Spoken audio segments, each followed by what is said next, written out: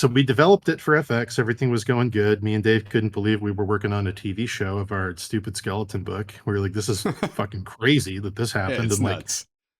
TV writing is more money than we'd ever seen as freelance fantasy artists. Like, we couldn't believe the amount of money you get for writing something. Like, whether it gets made or not, you get these 5-digit checks that are like, we're both doing like $1,000 a painting if we're lucky. Like, this is crazy. Yeah, yeah. So it was really awesome until it wasn't.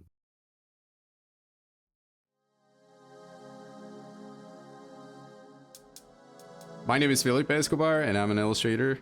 All right, I'm Daniel Cotter. I'm an illustrator as well. And today we have with us the lovely, the beautiful Daniel Warren. Hi, hello. Good to be with you. Hi. Usually, we start out by asking a bit about your past. Although, you know, we've heard a lot about you from the podcasts and stuff, or the streams you've done. But still, we want to know, like, the very beginning. Like, were you drawing when you were a kid? How did you get into drawing? What was inspiring you at the time? What games were you playing, or what was going through your head? And how old were you? When I was a kid, I wanted to be Indiana Jones, and then I found out that that's not a job. You can be an archaeologist, but you can't be Indiana Jones. It's slightly different. So, yeah, then I wanted to be a marine biologist because I watched too much PBS. And then around, I don't know when Beauty and the Beast came out. I was a kid. I was young. Whenever that came out, this weird conflation of things happened where Beauty and the Beast came out and I watched it in theaters, and I was like, I didn't know that everyday objects in your house could be characters. Like, the idea that they would take like a teacup or like a pot and like bring it to life, like, really fascinated me. And then that same year, my cousin introduced me to a Nintendo game called Final Fantasy, the original one. And I was obsessed with it. And then I found Yoshitaka Amano, who had no work in America, and finding it before the internet, finding his stuff was difficult. But I was like, who designed these monsters? And I got like obsessed with that. And those two things kind of what started me drawing, and then I never really stopped after that. But yeah, that was a big year. Beauty and the Beast and Final Fantasy. Shout out to Beauty and the Beast. Yeah, modeled my home after a lot of that movie. But yeah, that's awesome. Yeah. So that was early on when you were a kid, right? And then you decided very young. So then you decided to go to college. I mean, of course, there's this huge gap where you just didn't stop drawing. Basically, I drew all through school. I met Dave Raposa in 9th grade. So I went through school, middle school. I was the nerdy kid who drew, but like, then you get to high school and video games and stuff start being popular. And the jock kids are like, bro, could you like draw like a naked chick? Like, you get the weird, creepy kids who like want to like have you do weird shit. But it's like freaking bro, can you jail or something. Yeah, like, can you draw me a tattoo? Like, bro, can you draw like Lara Croft naked? Like, I'll pay you, dude. Like, you get the weird kids who like start to appreciate it for the wrong reasons. Yeah. And then I met Dave 9th grade. He also drew all the time. And he was the only other kid I had ever met who knew the shit that I was into. Because like, very early on, we were like, oh, you like Suikoden 2, the RPG for PlayStation? And he's like, bro, I love it. He's like, I have fucking Tales of Destiny too. And like, we're like, what? Like, just obsessed with RPGs and games and drawing. And he was really into this thing called RPG Maker at the time on the computer. So he was like making Super Nintendo games.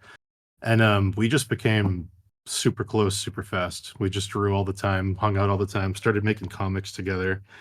And then World of Warcraft got big around 2003, 2004. Yeah, and people started paying me to draw their WoW characters. So I started making an income for people online drawing their WoW characters. This was still in high school, right? Yeah, in Alias Sketchbook Pro, if anyone remembers that app, I would draw people's WoW characters. And yeah, it was an interesting time. Dave was starting to do freelance too. We were both working on like, I don't know what's underneath indie, like things that will never come out, but people still pay you to work on them, like dream projects that have no future. But we were both making some money doing it.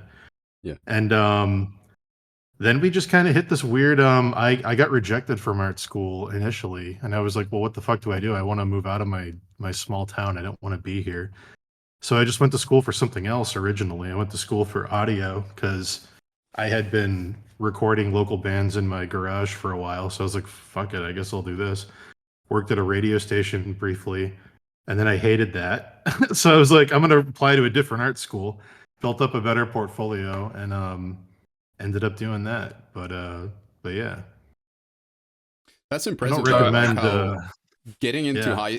getting into art school here is something that I always hear about. I mean, it's just so hard to get into. It's just It's something very like, hard.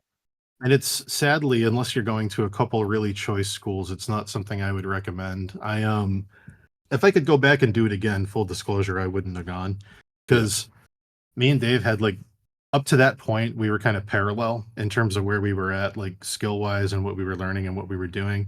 He went yeah, off and did freelance self taught. I went off and did college, and I did not get much out of college. I was working freelance pretty much full time the whole way through, getting jobs from the old conceptart.org forums primarily. yeah, And yeah, it's weird. Unless you go to a few schools, School of Visual Arts in New York is really good. Ringling is pretty good. There's a couple programs at RISD that are pretty good.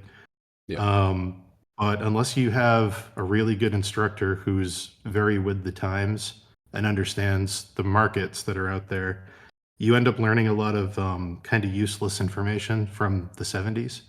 yeah, Like most of my professors had been editorial illustrators in the 70s, and they didn't think fantasy art was something you could do for a living, and they didn't think that a computer was a tool that you could use to make real art. So no yep. tablets, no fantasy. Just very weird. Like it was just very, very odd. So after about 2 years of that, I started writing curriculum.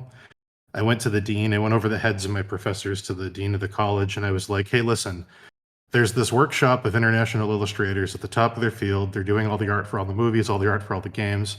It's this company called Massive Black. They're having this workshop in San Francisco. If I go out there and I meet the best people in the field who are making millions of dollars doing design for movies, if I go out there and interview all of them and I bring back video and audio and interview, can I start a concept art program at this school? Can I write the curriculum? Can you check the curriculum? And can I do it as a directed study with 10 students?" Wow. And they were like, "Yes, but you have to bring us like hard proof that this is an industry." So I went to the San Francisco workshop and the Dallas workshop back to back. I met Marco Derjovic, I met Wes Burt, I met all these luminary people, Jason Chan, Yeah, Keikai Kitaki, made really good friends with some of them and just interviewed the hell out of them. I brought them onto live streams and I took all this information to the college, and I was like, "You're setting your students up for failure. You're teaching them how to be magazine illustrators in a world where there's only a couple magazines that still exist. And they're all competing for this one job that none of them are going to get." Meanwhile, there's the Chronicles of Narnia movies coming out, the Lord of the Rings movies had just come out, the Batman trilogy's coming out. All these fantasy things, Game of Thrones just had its pilot that same year. It's like video games are like becoming super mainstream. I was like, "You're ignoring where all of the jobs are. And like, please just let me like bring the school into some kind of modern age. Like we can yeah, video call these people and have them do the critiques. We don't have to have our professors do it. I can get KK Kitaki. I can get Wes Burt to get on a phone call and look at our work. They're willing to do it. It's fucking awesome." And I ended up writing 4 classes that are still being taught there. But then after the 4th class, the guy who was in charge of the illustration department cut me out completely. He was yeah, like, "Fuck this guy, fuck everything," because I was like, "This guy doesn't know what he's doing." So like, yeah. he took it as a blow to his ego, and it became kind of toxic. But they phased me out of illustration. They let me graduate. I didn't have to go to class my last semester. He didn't want me in the studio, Jesus Christ. so they just phased me out completely. Oh, And wow. I had a 4.0, so they couldn't fail me. So they were like, "Just don't come in. It's fine. Just he doesn't want to see you. Do a directed study, make a portfolio, get the fuck out of here." Holy And that was shit. graduation. But it was fun writing curriculum. It was fun. And that's what led into Dave was doing Crimson Daggers at the same time. Yeah, So I was teaching with college students and he was yeah, teaching online.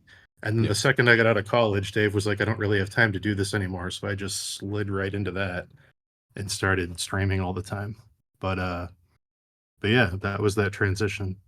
What was that It was very impression that weird. you got from from college, did they ever affect your art or your vision about art? Did it put like any doubts on you or anything like that? I mean, I would have been like, Well, well, they know more than me in a certain way. Like there must be some wisdom that is coming out here, at least. if I didn't know Dave and I didn't have the couple of years I had already been on the conceptart.org forums, I would have probably gone the route of a lot of my classmates where they just believed what the professors were saying because they're the professors. Like, Yeah, like they're exactly. there to teach. So like if they're saying that this isn't a good idea, then you don't Yeah, do it. you're very But impressionable. exactly. Yeah, But when you're able to like text somebody like Wes Burt and be like, "Hey man, how is it working on this fucking Lord of the Rings video game?" And then your professor's like, "You can't get jobs doing Lord of the Rings video games." It's like, well, clearly you can. So yeah, somebody it did. was very strange. Yeah, It was a little disheartening. I wish I could get those couple of years back so I could work on actual skills instead of theory. The thing with college is there's a lot of time spent on other things, which I understand why they do it, because some people think they want to do something, then they find out actually through they're college. much better at something else or they Yeah, love something else. So when you go in for illustration, you're also going to learn sculpture. You're also going to yeah, learn basket making or weaving or print making, or you're going to learn any number of things. And some people really find something they love that isn't what they thought they were going for. So I get it. But I knew from day one what I wanted to do. So it was kind of frustrating to be like, okay, well, I don't really want to weave a basket. I'd rather go draw. yeah, But yeah, it's different for everyone. I would say for anyone listening to this, if you want to go to college, there's a couple really good ones. The main thing you should do is look up the professors in the field you're studying for and see what they've done in the last 10 years and figure out if you're actually going to learn something from them. That's the best thing you can do. yeah, Um, but yeah, that was college. Made some really good friends. That's about it. I wouldn't yeah. trade those people for anything, but other than that, it was mostly a waste of time. Not a very similar thing, but I went to industrial design and I went through kind of like a similar type of issues regarding like, oh, I wanted to like bring some stuff regarding concept art because concept art is kind of like allied with some design aspects that we see in For industrial sure. design. The entire process is exactly the same. It's the basic formula, really. The only thing Yeah, that changes is Photoshop and a Wacom tablet and what you're doing dragons and goblins. But exactly. it, but yeah, they didn't like it that much either. No. Yeah, And it Yeah, was, similar experience for me. So yeah, yeah. I think a lot of people unfortunately have that. And then God forbid you take out student loans because then you oh yeah, graduate, you don't have a skill set for the jobs that exist, and you have to pay off loans. So, of course, you're going to take a normal job that isn't an art job. And then not only have you lost a few years in college, you're setting yourself back where you can't even build a portfolio now because you're working 9 to 5 to pay off the loan. So it's yeah, like it's a stacked problem. So it's just something I've seen a lot of my friends just stop doing art completely as a result, and it's yeah. sad. Well, I wanted to know before we move on from all that stuff, how is it that you discovered that you could actually like this was a problem for me at the beginning. I didn't know that I could improve doing art. I just Mm, thought like everyone would tell me like you're born with the skill or you know how to do it. You either know how to do it or not. But Talent. then through like I found conceptart.org and I was like, okay, studies, this is how you do it. And you see yeah, all the sketchbooks like from the beginning to the end, and you'd see how people got from like really terrible drawings to yeah. professional level It stuff. So was is it that the was same way that you found out how to do it or yeah, it was two things. It was when I first met Dave, we were both drawing really, really cringy, bad anime, and we thought it was the best thing in the world. And we were like, "Bro, this is pretty fucking sick character that we just came up with. Yeah, Long white yeah. hair, fucking samurai sword." Like it was a whole thing. But like, um, Dave noticed that I would notice Dave getting better at certain things, and he would notice I was getting better at certain things. We didn't know why we were getting better at them. We were just like, I don't know. I guess just the more you do it, you learn. But then when the concept art forums, when we found those, it was specifically Jana Schermer's sketchbook and Hannes's sketchbook. Those were the two where we were like, you can see him at this age and you can see him now and watch every single drawing he did the whole way. And you're like, yeah. oh shit. So between that and then talking to other people like when you start talking to professionals and they were like, this is why we started doing the thing on Daggers where we bring people on to talk. When you start meeting professionals who don't have as much of an ego and they're more chill, like I love talking to Kekai specifically because he's the chillest person I've ever met. They would show you their like old work and be like, bro, I sucked. And I feel like I'm okay where I'm at now, but you're forever learning. But I'll talk about my early days. I was not good.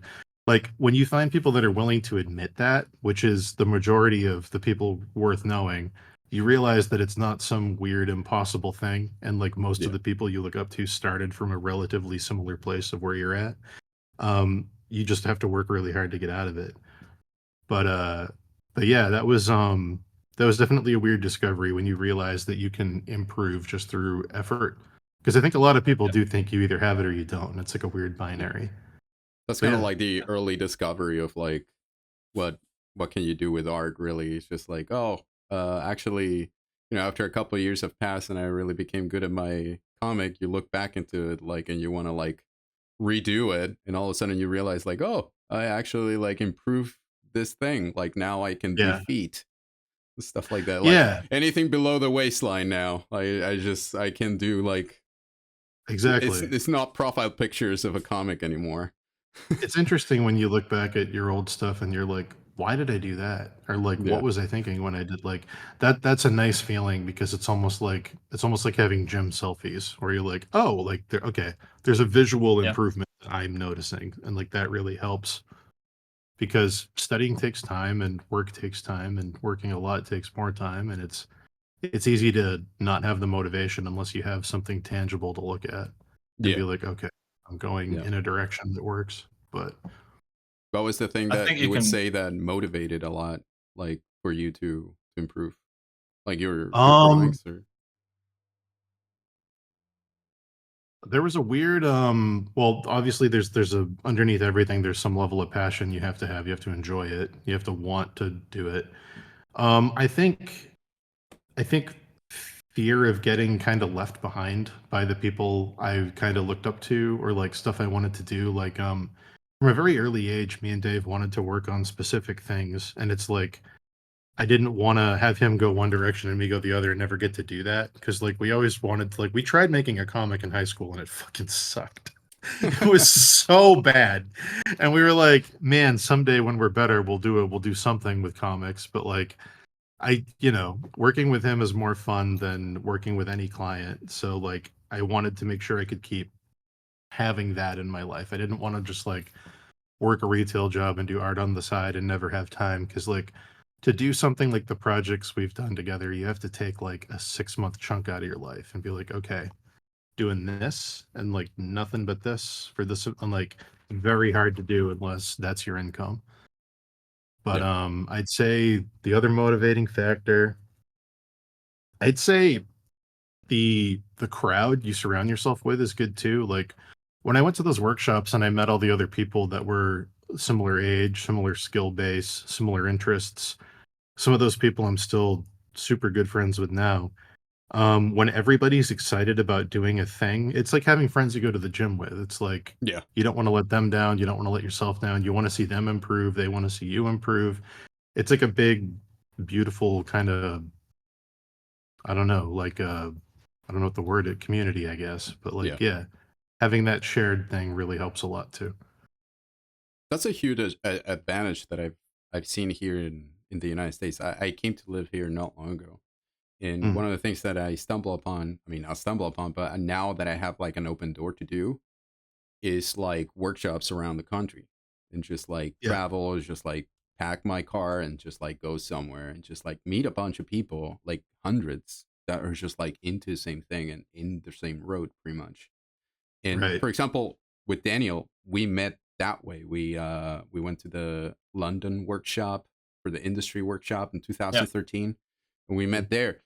Still keep friends ever since. And it's just like, I don't know, it's just like such a fresh new way of seeing things than just like being in your computer and seeing like people text and like, oh yeah, we're friends on Facebook and stuff like that. Is so much different. Very different.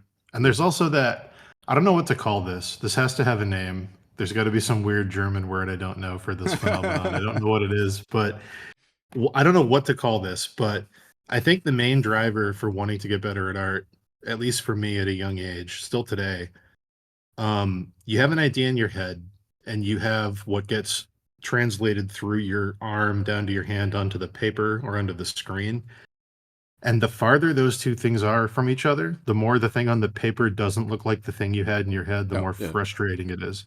And it clicked with me when I was traveling. I was on a layover in Japan, and I was trying to tell somebody what I needed at a store, and they couldn't understand what I was saying. And I was like, I have some of the words, but I don't have all the words. And that same frustration of like I'm trying to communicate a thing, but I'm Yeah. not able to. There's something about that with art, and I don't know what to call it, where you have this awesome idea in your head, you know exactly what it should look like, but for whatever reason, what you've drawn doesn't match it. And no matter how much you're correcting it or working on it, it can't quite hit the level of what you wanted it to be.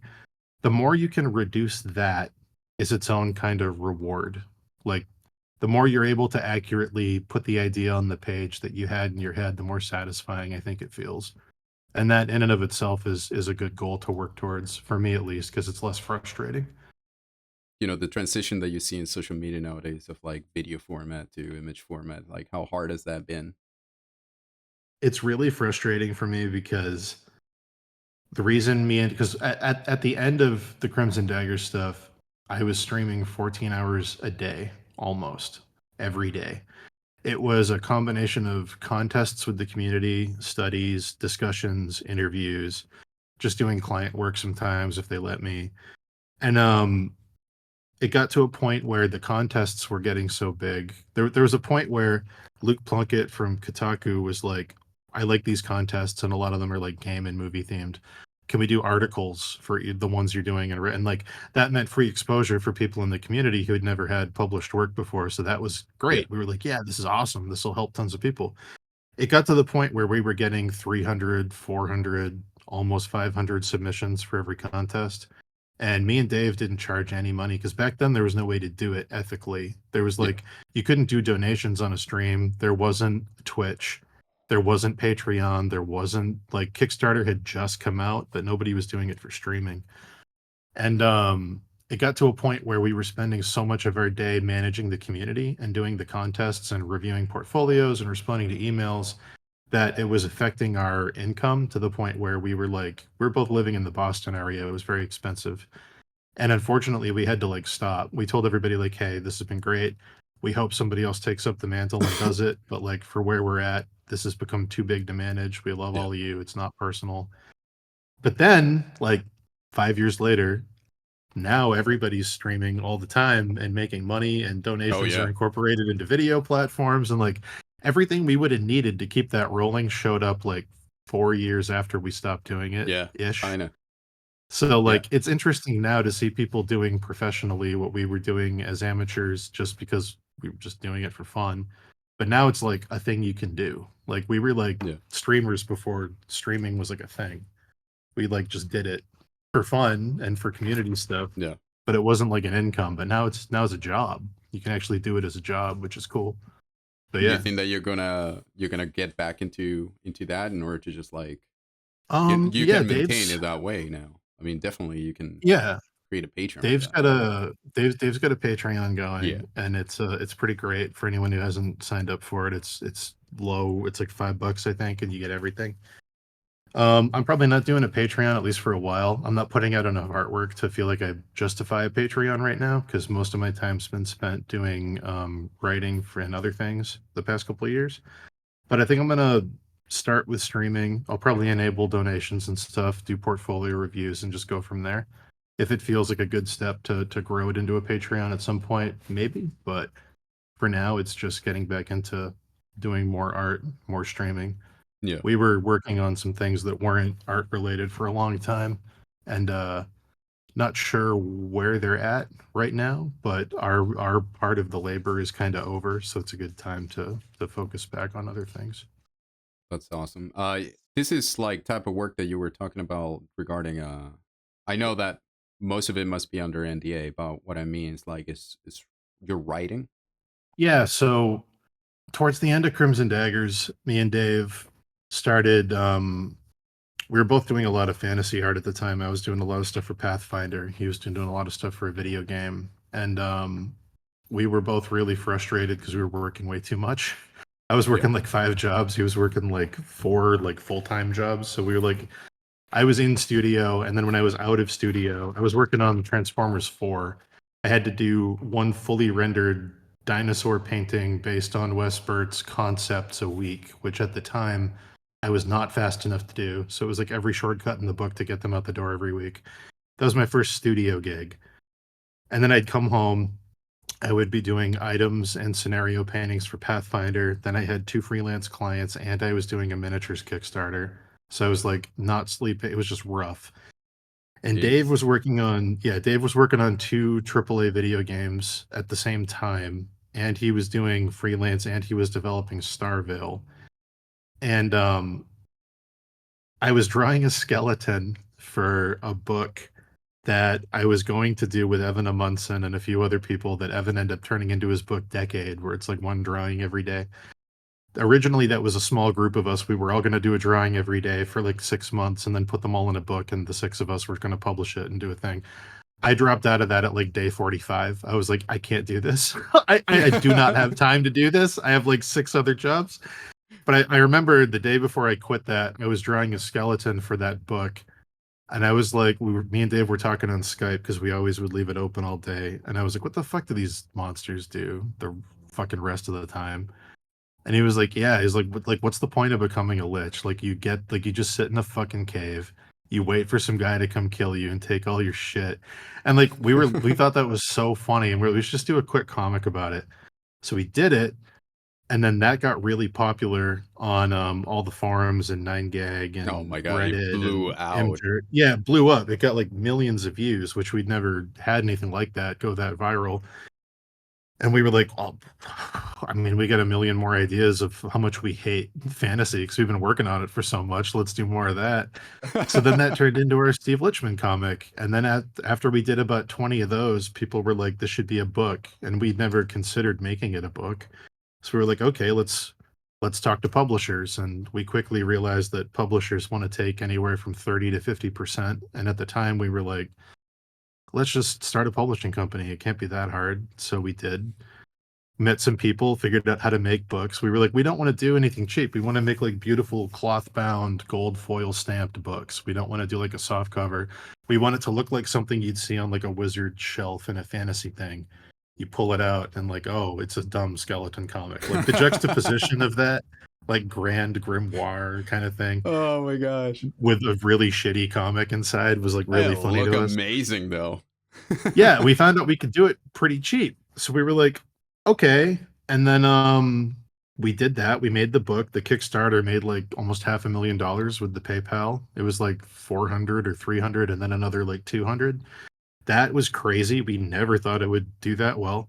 And then we had all these other ideas we wanted to do that couldn't fit in the books. We immediately started the second book. We did that the next year. That made even more. And we were like, shit. And then right when the second book came out, we got approached by an agent who wanted to represent us because the TV studio FX, this is where I have to get a little NDA. There's some things I can say and some things I can't. Sure. FX was developing a show based on the movie What We Do in the Shadows, which at the time was a movie. Now it's a popular TV show. It was a Taika Waititi movie originally. It was much more dry humor. It wasn't as over the top. They were like, we're going to adapt this into a TV show, and we want to do like a small hour of like adult fantasy comedy. And we think a cartoon of your show, of your book, could be very funny after that. Would you want to write a pilot? So we did that. We got picked up by FX.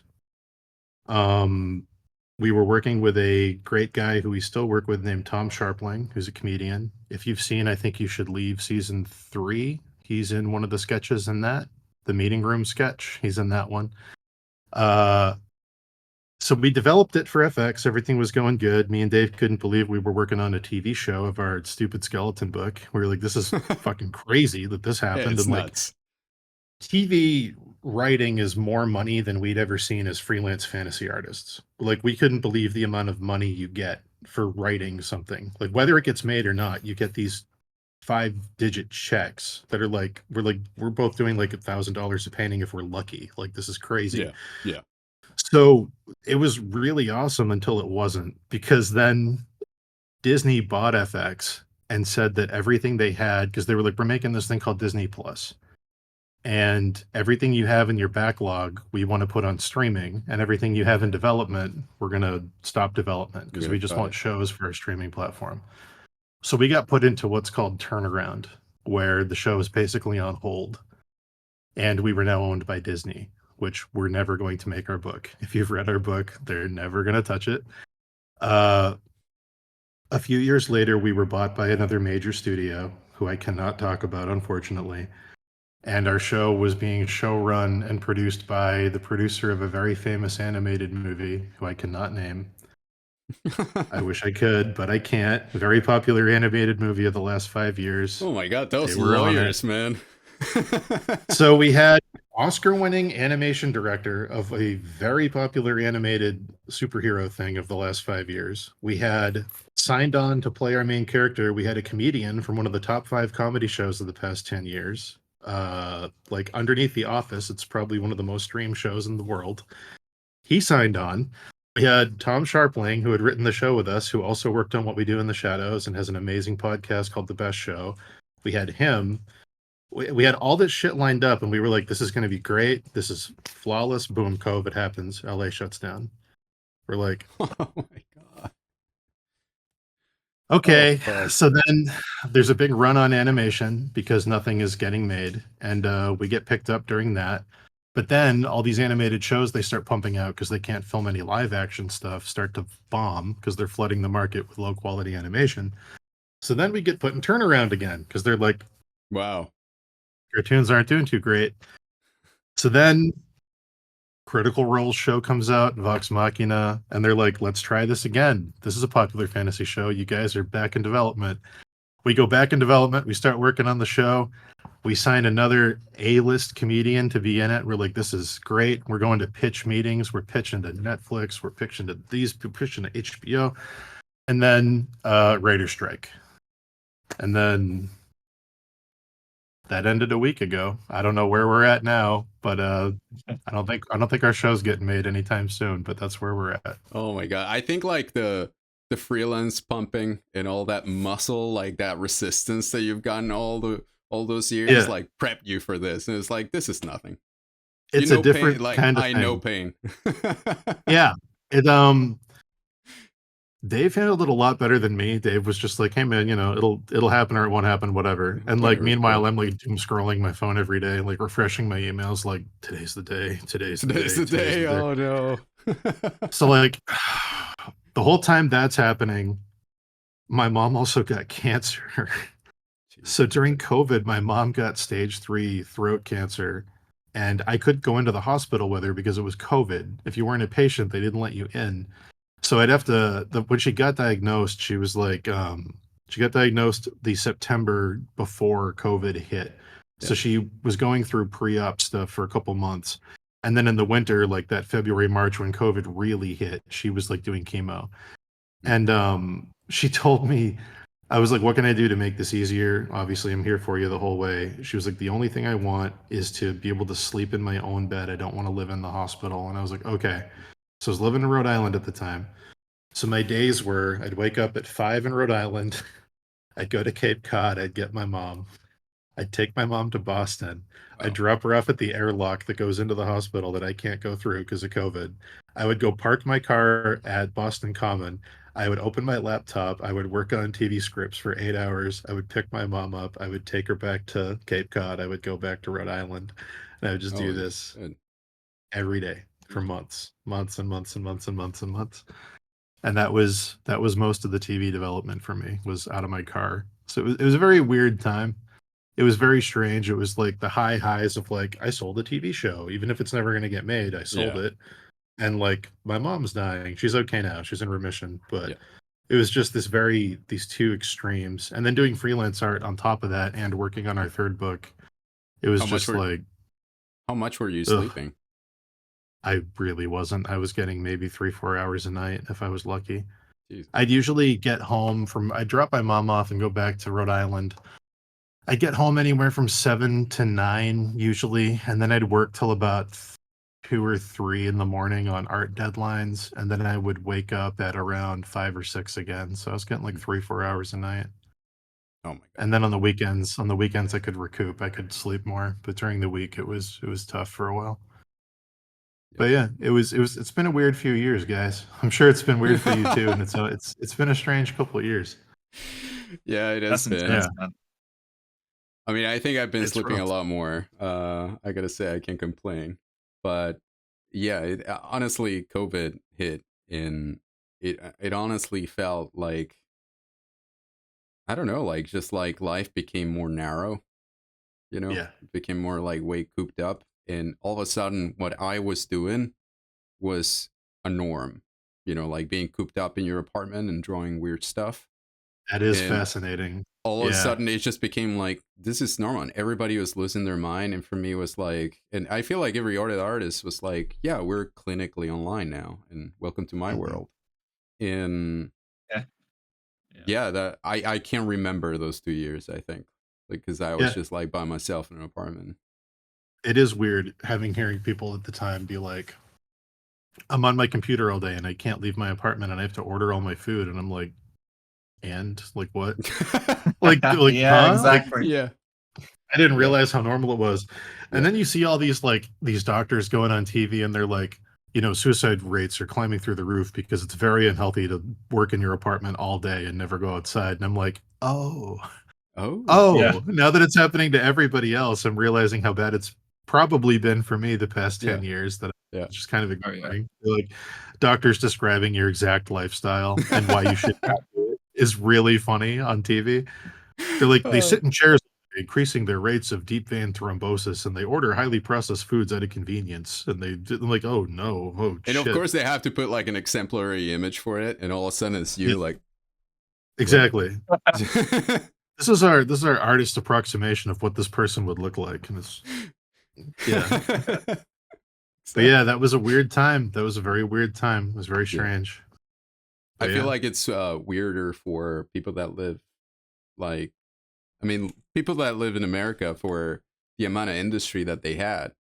I mean, they, Mm. like all the stuff that you're talking about, like whether, regarding like writing, I imagine that you had to go to office meetings and stuff like that, and you have to like deal with a huge amount of other people regarding industry. And all of a A sudden, lot of like if Zoom. somebody falls Yeah. off, like regarding like, oh, we just cannot avail this right now because of COVID, it's like everything after it just goes down. I feel like for me and Daniel, like we lived in Latin America, always our job has been online. So it's, Mm. I almost kind of like didn't, for some reason I didn't feel it that much. It was Yeah. just like, I think a lot of people that do art for a living probably had a similar thing where it's like, yeah. this is kind of my normal. We're like weirdly prepared for it. Yeah. It's Yeah. it's like I've been it's like the exercising this zombie for 10 years. Yeah. yeah, it's like the zombie apocalypse finally happening to the doomsday prepper, and they're like, Yeah. yeah, I'm built for this. I'm ready. It's like That's Nick Offerman exactly in it. that Yeah. second episode of The Last of Us. It's like Nick Offerman's character just thrived in the apocalypse. He's like, yeah, that's what I'm waiting for my whole life. Yeah. I'm I good. was I got I no was telling friends. I'm an introvert. before this, I was telling Daniel that was going to happen to him in Bolivia. It's just like, There you go. like half the world population would just like disappear, and it would be like, what happened? It's like, You're yeah, good. we're just going through it. This is it's just Just get a fine. Thanos, living your best life after a Thanos snap. Yeah. It's a very strange feeling. All of a Yeah. sudden, there's less people around. Mm-hmm. Kind of nice. Yeah. I like it. I mean, Daniel, for example, here, he's more a conceptart.org and Crimson Daggers guy. I did not grow up that much, or grew up like was raised into art too much on forums. I merely was a DeviantArt boy. I was Sure, just like, DeviantArt. Yep. yeah, and I always give great props to DeviantArt for the job forum part of it and stuff Sure. like that. But I feel like we saw two different worlds on that. I think like you lived both of those because you had a DeviantArt account and you handled Crimson Daggers. Like, how was that difference on that, and how do you think about like how DeviantArt has evolved? I always told people back in the day, because there was this weird trend when concept art was at its highs of shitting on DeviantArt, and it's like, no matter what you think about DeviantArt, it's the biggest art site on the fucking internet. It Like, is. I don't know, I think it still is. It was at It's the still. time. I think it Yeah, I still was is. gonna, Yeah. yeah. Like, no matter what you think, the audience is there, and like, you need to have your, if you're trying to make any kind of impression, you should have your shit in front of as many eyes as possible. It's very weird to me. It's like, it would be like not going to a town because the town had a sex shop in it. It's like, I'm just never going to go to this whole town because there's an adult In a store there. It's particular very sex weird. shop. It's like, Yeah. yeah, just because you're on DeviantArt doesn't mean you have to post where the furry porn is. Like, you like Yeah. just don't go there. Just stick to a Exactly. different neighborhood. Like, it's fine. Yeah, I mean, I'd say in terms of, I think in general, this is a big thing for any artist listening to realize. It took me way too long to realize this. So many artists are making art for other artists. You should be making art for everybody else who Yeah. isn't an artist. Like, so much of it is like getting approval from your peers, and like, it is healthy to have some competition and to want that approval and to like it, that's a healthy thing.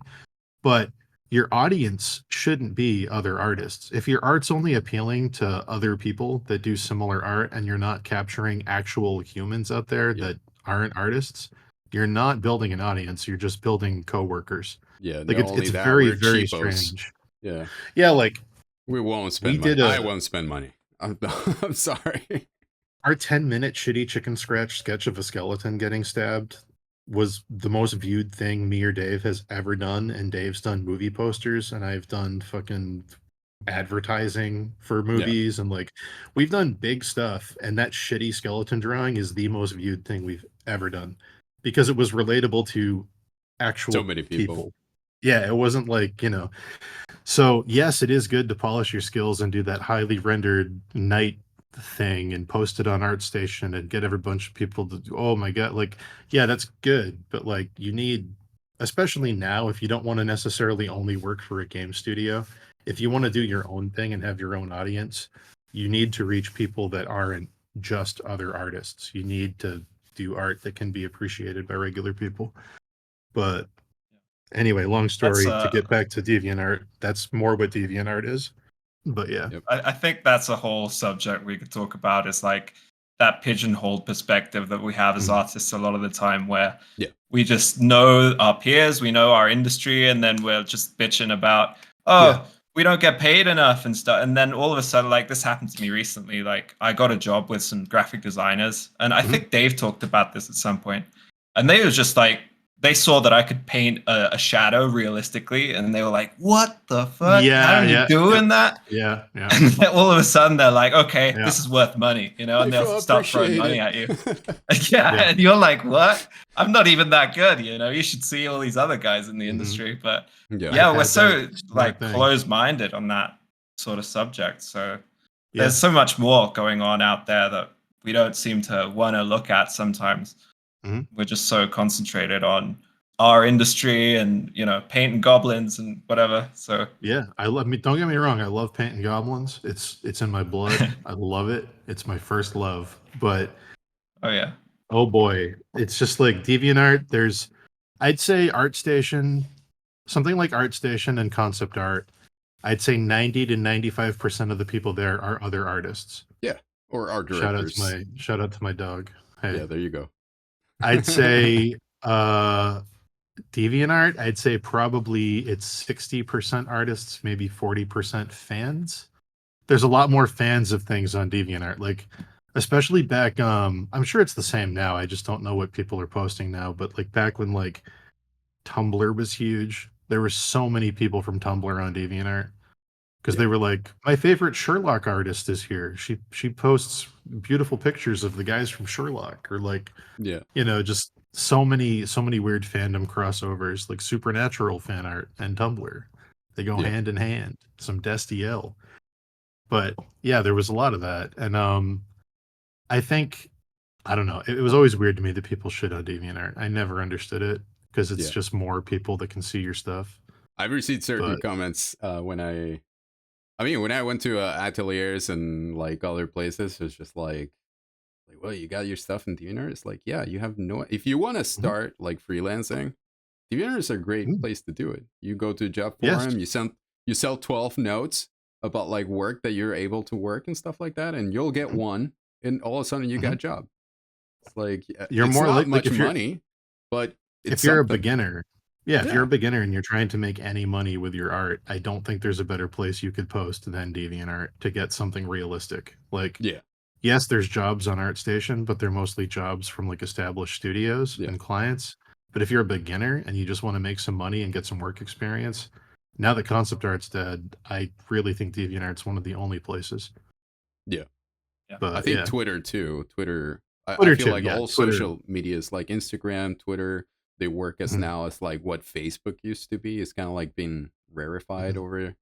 over the years. I think like they're kind of like then like Facebook bought Twitter. I mean Mhm. Instagram, and God forbid, and they slowly started kind of like implementing all their stuff and like shifting, like moving house in the back. It's just like, Yeah, yeah, we're it now. We're Instagram now, and all of a and sudden now that's the there's community place now. I'd say most of my favorite artists right now, people whose like work I have hanging up in my home, they're all people that make their living on Instagram. Yeah, They don't have their work it's just following from Instagram and then they sell yeah, prints. And they make like huge amounts of money just selling prints. yeah, But it's great. Someone like back during like conceptart.org days or whatever, there was such a weird hold on the industry that I didn't realize at the time because I loved it and I was in it. When you love something and you're inside it, you're kind of blind to the limitations of it. yeah. So somebody like Micah Ulrich, I don't know if you're familiar with that artist. I don't think Back on the so. No. concept art day, if he was to post his stuff on the concept art forums, he'd get feedback like make it more realistic or like focus on your anatomy. And it's like that's not the point of that work at all. It's more fine arty. It's not concept arty. Yeah. And like the fine art resurgence, like Miles Johnston. I mean, my beautiful boy. It's just seeing Miles, like I think I first talked to Miles when he was like 14. I think Dave met him when he was like 13. And he was just like, how do I get better at art on the concept art forums? Oh boy, what a beautiful journey. It's so great seeing him finally like because back in the day, concept art forums, I remember Miles being like, I think I'm ready to take on client work. And I'm like, yeah, you're great. And I remember he got a job with Dungeons and Dragons. And Immediately he right was away. like, I had a long call with him one night, and he was like, I hate this. And he was like, he was like, people are killing to get this job that I got, Yeah. and I don't want this Yep. job. And I feel bad turning it down. He's like, can you look at my orcs and my goblins that I drew? And I was like, sure. And I looked at them and they were like beautiful goblins and like beautiful orcs with perfect anatomy. But they're not, Smooth it's not, goblins. yeah. And I was like, this is the most perfectly drawn anatomy goblin I've ever seen. But I understand what you're saying. It doesn't feel like D&D because what you're trying to do and what you're passionate about isn't the gritty D&D thing. It's the beautiful fine art appreciation of forms and space and light thing. And him trying to force all of that into that box was frustrating him so Yeah. much. He was like, I wish I could just do fine art. But even at that time, there was just this weird stigma in the community where people were like, you can't make a living doing fine art. But now, especially with Instagram, my God, he's so successful doing that. And it's like, Yeah. thank goodness that that's an outlet for people that don't just want to do concept art. Like, I love concept art, but it's so great to see so many people thriving that even a few years ago didn't have any kind of professional outlet for the stuff they actually wanted to do. Yeah. It's really kind of great. But Yeah. It's amazing to me how wrong people are all the yeah. time at all periods of time, saying like something that right now might be true, even Mhm. might not be true, but there's an impression of it, and then 5 years down the line or 4 years down the line, or even less, like the next year it's just like the biggest thing, and now you just like if you're kind of like nerd enough about it and you keep on going, like you're gonna be the Yeah. guy that takes that position now, like to be Yeah. next in line for something that didn't used to be there. That's why I was such good friends with I mean still am. I just haven't talked to him in a bit. Me and Sam Carr were always clicked because Yeah. He was like, "I love art, and I have no fucking clue what I want to do." And I was like, "Yeah, me too, Yeah. bro. Like, I have no fucking High idea." five. I was like, "Cool, yeah." I was like, "I love your work. It's beautiful. I get what you're feeling. Yeah. I have no fucking clue which direction I want to go in. They all feel right, and they all feel wrong, and like sometimes that's okay." But yeah, I don't know. There's just so many people that felt like they it's just crazy to think that back then they were like, okay, there's 3 jobs I can get. I can work on concept art for Yeah. movies and games. I can do Magic the Gathering, or I can do Dungeons and Dragons, and It's a that's it. super That's my whole myopic way world. of seeing it. Yeah. It's my whole universe. Yeah. And you're like, Jesus. Yeah. But now it's Yeah. like, okay, I can just draw something that I think is aesthetically beautiful and make a couple $1,000s selling prints and then do another one. Or that's a great. Oh, yeah. It's such a better world to be in. Like, holy shit. Oh yeah. Yeah, absolutely. But yeah. Yeah, Like, for I was example- lucky enough to meet Miles hang out with Miles a couple of times when we were both in the UK. This is going back like 10 years. He'd just gotten into Magic the Gathering at the time, but you Sure. can really tell like his personality, you know. And it's funny how intertwined, I guess, these things can be, like your art style and your personality and what it is you want to do. And you can tell with Miles, it's like he isn't made for doing concept art or illustration, really. No. It's No. like he's got this intense feeling inside that he just wants to Mhm. get out somehow. And it's crazy. Like, Yeah. you don't really get to meet too many people like that very often. But when you meet a guy like that, you're like, okay, this guy is made for doing this Yeah. type of artwork. And it's so great that he's been able to do it and make a living out of it. And there was a really weird, I don't know if you guys ever experienced this, but especially back in the forums, there was this boot camp kind of toxic mentality where they were like, if you don't enjoy something or you're not doing it, it's because you're not working hard enough always. That's always the answer. It's because you're not working hard enough, you don't want it enough, you're not working hard enough. You meet somebody like Miles, you're like, he's working harder than any of you motherfuckers. He just doesn't want to Yeah. do it. Like, he's Yeah, putting the exactly. hours in. He just doesn't enjoy it. Like, Yeah, it's a personality related issue like that a lot of people don't understand. I used to be a huge fan of watching Fengsu videos, and I am like till this day. Like I love his artwork and stuff like that.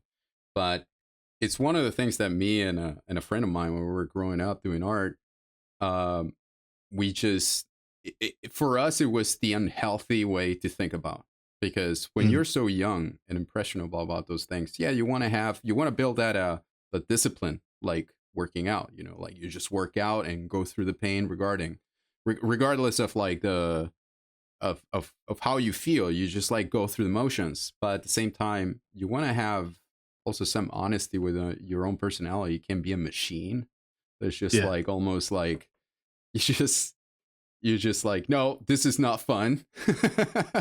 We just do this is a work, you need to take it as a work. It's like, hey, at what point is the break of, because if this is a work, it should pay as a work, it should have benefits as a work as any other job. It's like, what's going on there? There's kind of like something that is not clicking. Otherwise I would do construction and just earn as twice or thrice as much, you know. Which is why I mean, I still do art. I don't do it as much as I used to, but when we started making money from the TV writing, I really pulled back and I was like, what do I actually want to focus on? Yeah. Because you get to a point, hopefully everybody listening gets to this point, you fucking kill yourself the first couple years, 5 years I think it was 5 years for me, of just like not sleeping, not eating right, working like 4 to 5 jobs at any given time just to make ends meet. And then when you finally get to that level where you don't have to kill yourself to make a decent income, you can either keep going that way, which is what Dave did, which I respect. I respect Dave till the day I die for how hard he works, but he had enough money to like get a house and raise a family, and he was still like, keep going, just more. Like, I don't know what to do if I'm not working. So he would just bury himself in deadlines. And I was like, I'm going to try to like prioritize. I'm going to focus on the TV stuff and the writing, and I'm going to do art on the side, but I'm only going to do stuff I want to do. I'm not going to take jobs on just because it got offered, which is what I used to do. I'd say yes to everything, even if I wasn't a good fit for it, because I needed the money. So it's been a weird switch. I do kind of miss the hustle and the doing it nonstop kind of thing, but at the same time, it's nice to usually get a full night's sleep. There's still crunch time with anything if you love what you're doing, but it's definitely been a strange switch. But yeah. Yeah. For me too, it was I was obsessed with Magic the Gathering for a very long time, and Mm, at the point that I just redid my portfolio like 3 or 4 times, which is something that to every artist will happen if you're trying to have like a specific goal. But mm, once I arrived there, talking with some of the artists there, one of them told me something very wise, that getting into Magic the Gathering is actually easy. The hard mm, stuff is having to maintain yourself there. And I didn't mm, know what he realized until it started to happen to me, because I thought it was kind of like a skill based issue. Oh, now you have to, like compete with me. It's like, mm, no, now you're gonna realize what Magic the Gathering is actually is, which is any other job with no mhm, benefits, freelance, like people let mhm, you loose and you're it. You're out mhm, back to poverty. In the feeling of inadequacy that you're gonna have for so many years is not gonna be rewarded at all. It's like yeah. it's absolutely gratuitous. You will always have it unless you Mhm, change your mentality, where you're extremely fit to do this. Like, just as kind of like a personality wise thing. And that's when I started to realize, like, oh, it's just I just don't like this anymore. It's mhm, like something that I've been killing to, like with the Dungeons and Dragons story, something that I've been killing to be there. Like to do mhm, that, and all of a sudden, it's just like I think I'm kind of like not built for it right now. I'm a very slow painter, but at the same time, I'm not mhm. enjoying this at all. And And I don't know. that's okay. Yeah. I feel like that's the most important thing that people didn't want to admit for a really long time, is that, like, it's okay to not enjoy things other people enjoy and still enjoy it from the outside. Like, some of my favorite people, let alone artists, work on Magic the Gathering, and I love their work.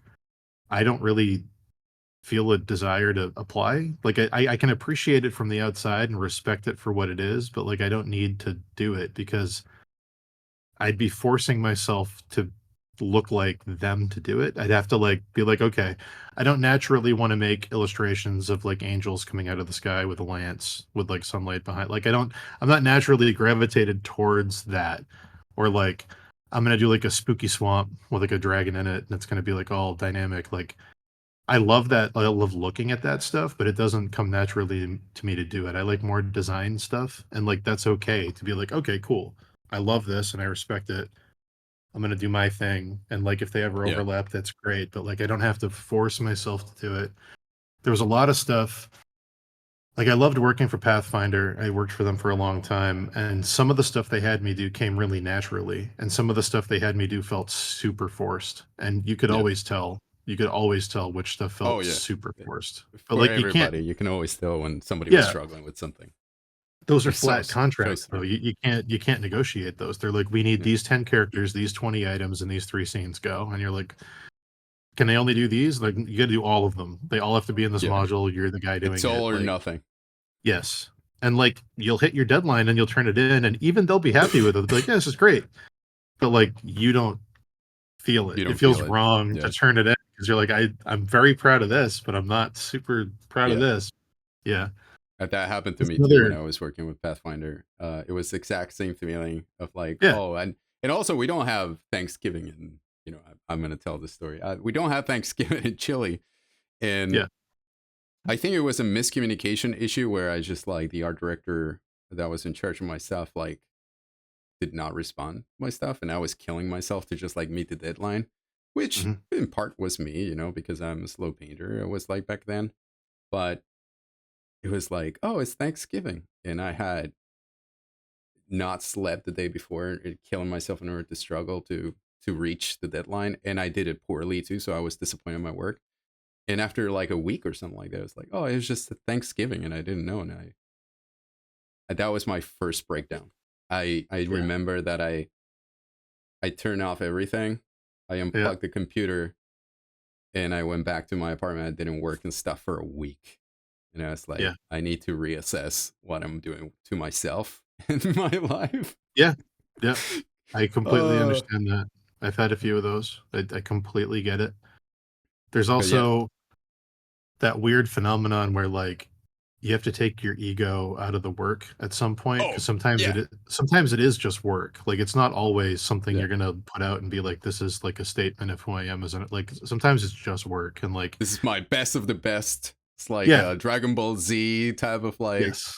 hype. And I realized that when I was working on the Transformers movie, someone from Hasbro was there, and I was like, they were like, "Why isn't this done yet?" And I was like, "It just doesn't. I don't feel good about it." And they were like, "Well, it looks done."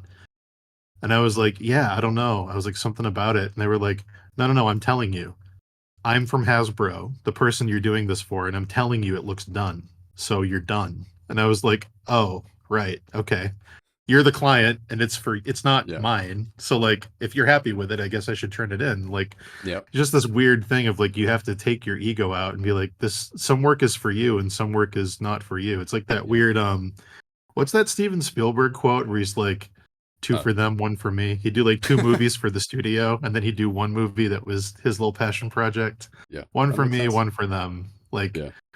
that same kind of thing. It's not sometimes you have to just realize, okay, this one's a job Yeah. and this one is passion project. But yeah, Yeah, exactly. For me, when I was in Magic the Gathering, when I started to realize that stuff in, oh, this is actually a job, but then, like if you allocate, I mean, I know that this is a conversation a lot of people have had over the years, but if you allocate all the hours that you're working, all the pieces that you're getting paid for, like at the end of the year, you're kind of like below poverty line anyways, unless you're yes, like planning it in such a smart way to you have created kind of like a whole business with it, which is hmm what a lot of people do nowadays with traditional work.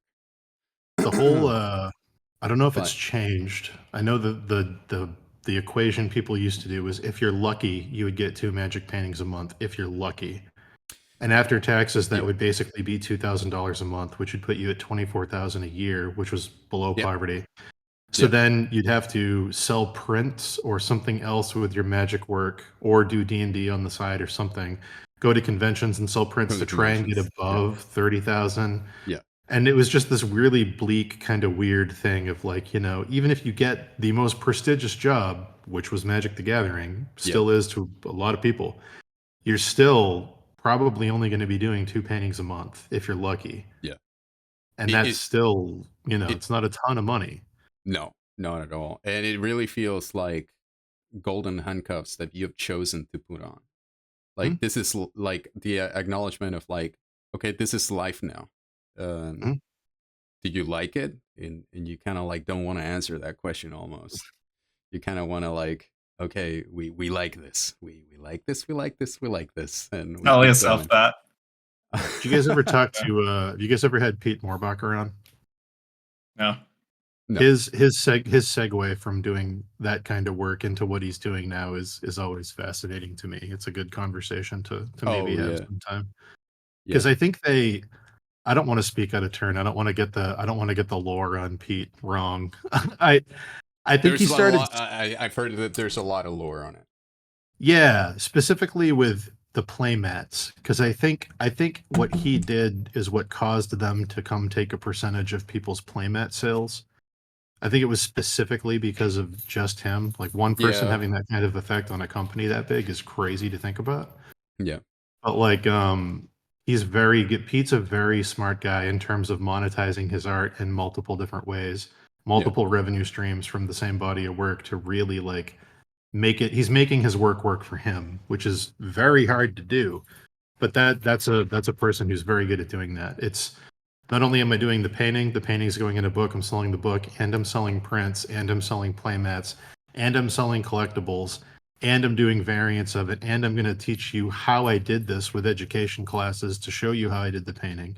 And we're going to do like a YouTube series. Like he's very good at getting the most out of the work he puts his time into, which I Yeah. super admire. I wish more people did that. He needs to start a church now in order to get that tax write off. He should. He absolutely should. He Yeah. 100% He should has do the that. angels, he has everything. If only we knew some people that had access to churchy stuff he could teach out Hey. of, you If know? only. If only we knew some people. But yeah, no. Yeah, there's a few artists like that where it's like, oh, okay, like boy, James Jean Yeah. is fucking killing it. It's weird seeing him be like, I'm in college and I'm publishing my sketchbooks online to Oh like yeah. I'm doing the Fables covers. I'm a comics guy now to like, oh, I did Prada's like fucking design work this year. So I'm doing.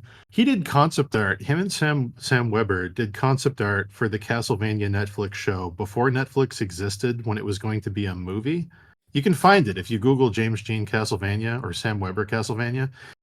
They were going to make a Castlevania 3 adaptation in like 2006, and they had them do amazing concept art for it. Then they canceled it, and it got put in turnaround until the Netflix show got made in like 2015. Same project, same people, but by that point, James Jean was too big to work on it. It's really funny to watch that journey where now he's like, I don't know, probably the most successful fine artist on the planet, if not one of them. But like, you know, not too long ago, he was just publishing college sketchbooks on forums. It's like, it's wild. It's absolutely crazy to see what you can achieve. Yeah. But yeah. And also the opposite, you know, like you have like the two aspects of the coin. It's like you have like amazing artists, and then you find out, you talk a little bit to them, and you find out that they're struggling so much in order to maintain Oh my God, dude. Those are the always the roof on worst top. conversations. Yeah. Those are the Yeah. conversations that make me feel like, what is life? You know? It's like when I first met Brad Rigney and I talked to him and I was like, "You're struggling?"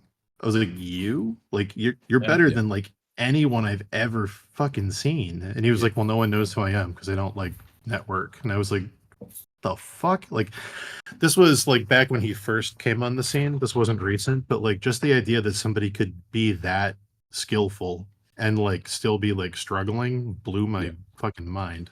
But yeah, those conversations hurt. Yeah. Those No, conversations really hurt. Yeah. No, all the conversations I feel like that I've had, most of them, like with other artists, I've always like, I except for a few, I think like always end up like, yeah, I don't know what I'm doing the next year, or something like that. Jesus. Yeah, that shit blows my mind. I can Yeah. never, especially when it's someone who like actually like is like an inspiration to you. And Yeah. you're like, I can't wait to see what kind of life they live. It must be awesome. And then you're like, oh my God. Mm. Like what? Like you Yeah. deserve so much more than this. Like Yeah. thankfully I think Brad's doing better. I haven't spoken to him in like a year, but I mean when he first came on the scene, he was like doing paintings for like a couple $100. I was like, what the fuck, dude? I was like, are you out of your mind? Like Yeah. Yeah. shit looks like It's a- photographs.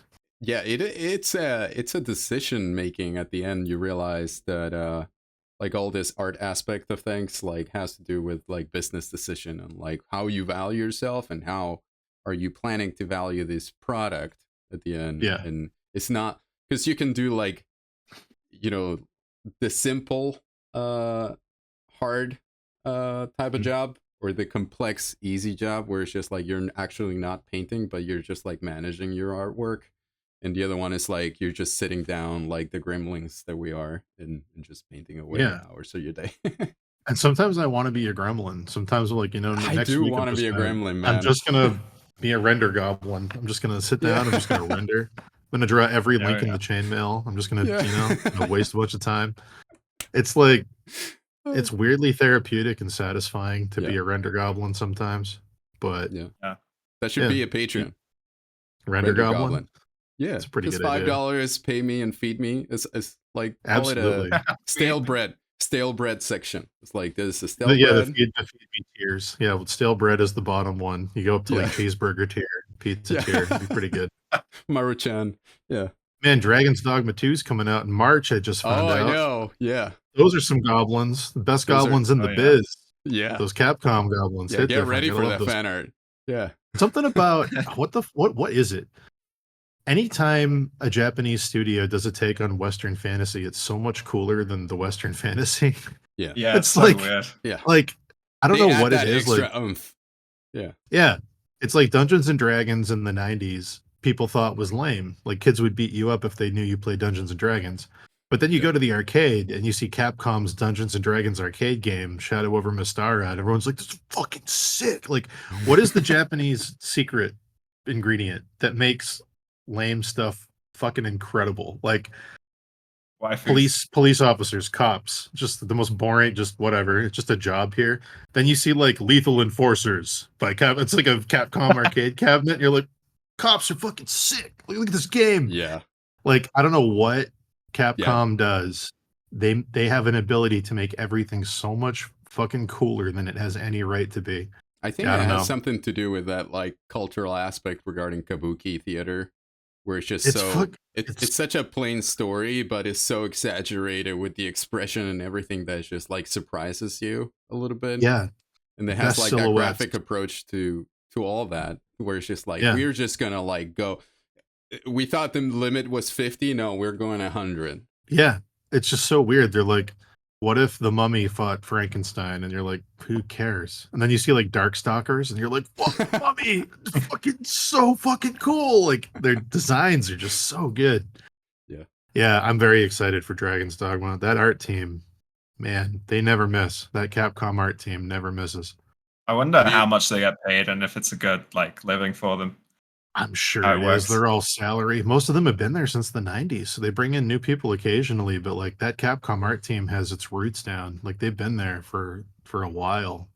Yeah, that's my impression that I have of like Japanese companies, that they're like very, uh, Mm-hmm. like insular with their artists to like the studios, like for example, Dark Souls and stuff like that. It's not like you can just apply, Yeah. because if you start Also, like seeing like the artwork and stuff like that, it's like this is not Brett Rigney, by any just what means, I was gonna say. but it's Exactly. just some normal guy. I mean, Yep. their artwork is great, the style is great, the personality that they put into it is great, It's but the it's not like, ideas.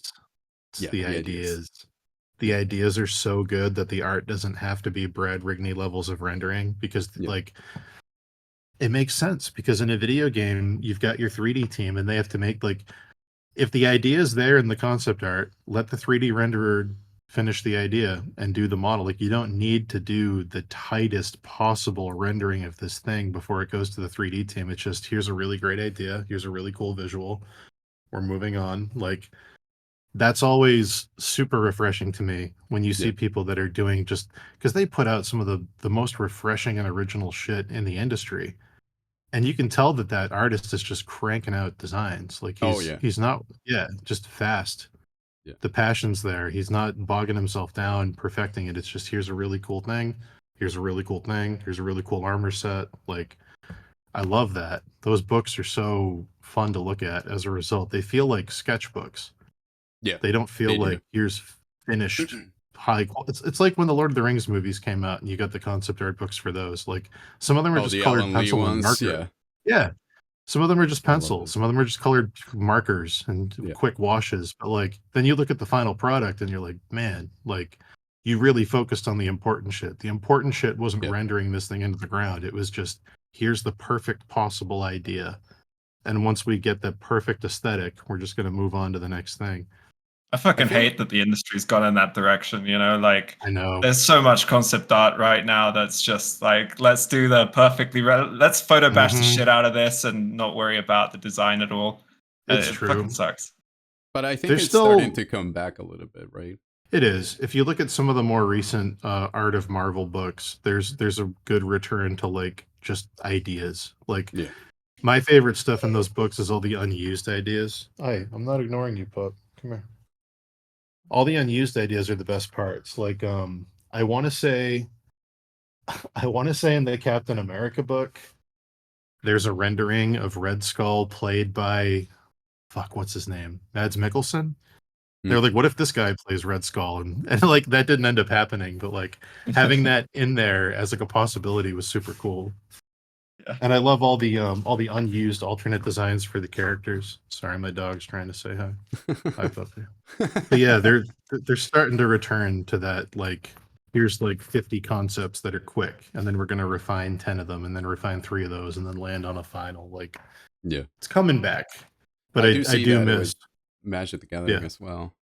Like there's some I feel like my impression when I wanted to get in, it was like everybody needs to, do the bop it and just like do exactly the same movements and Mm, everything looks similar. But I feel like kind of like on this era, like not too long ago, they started to realize like the collection.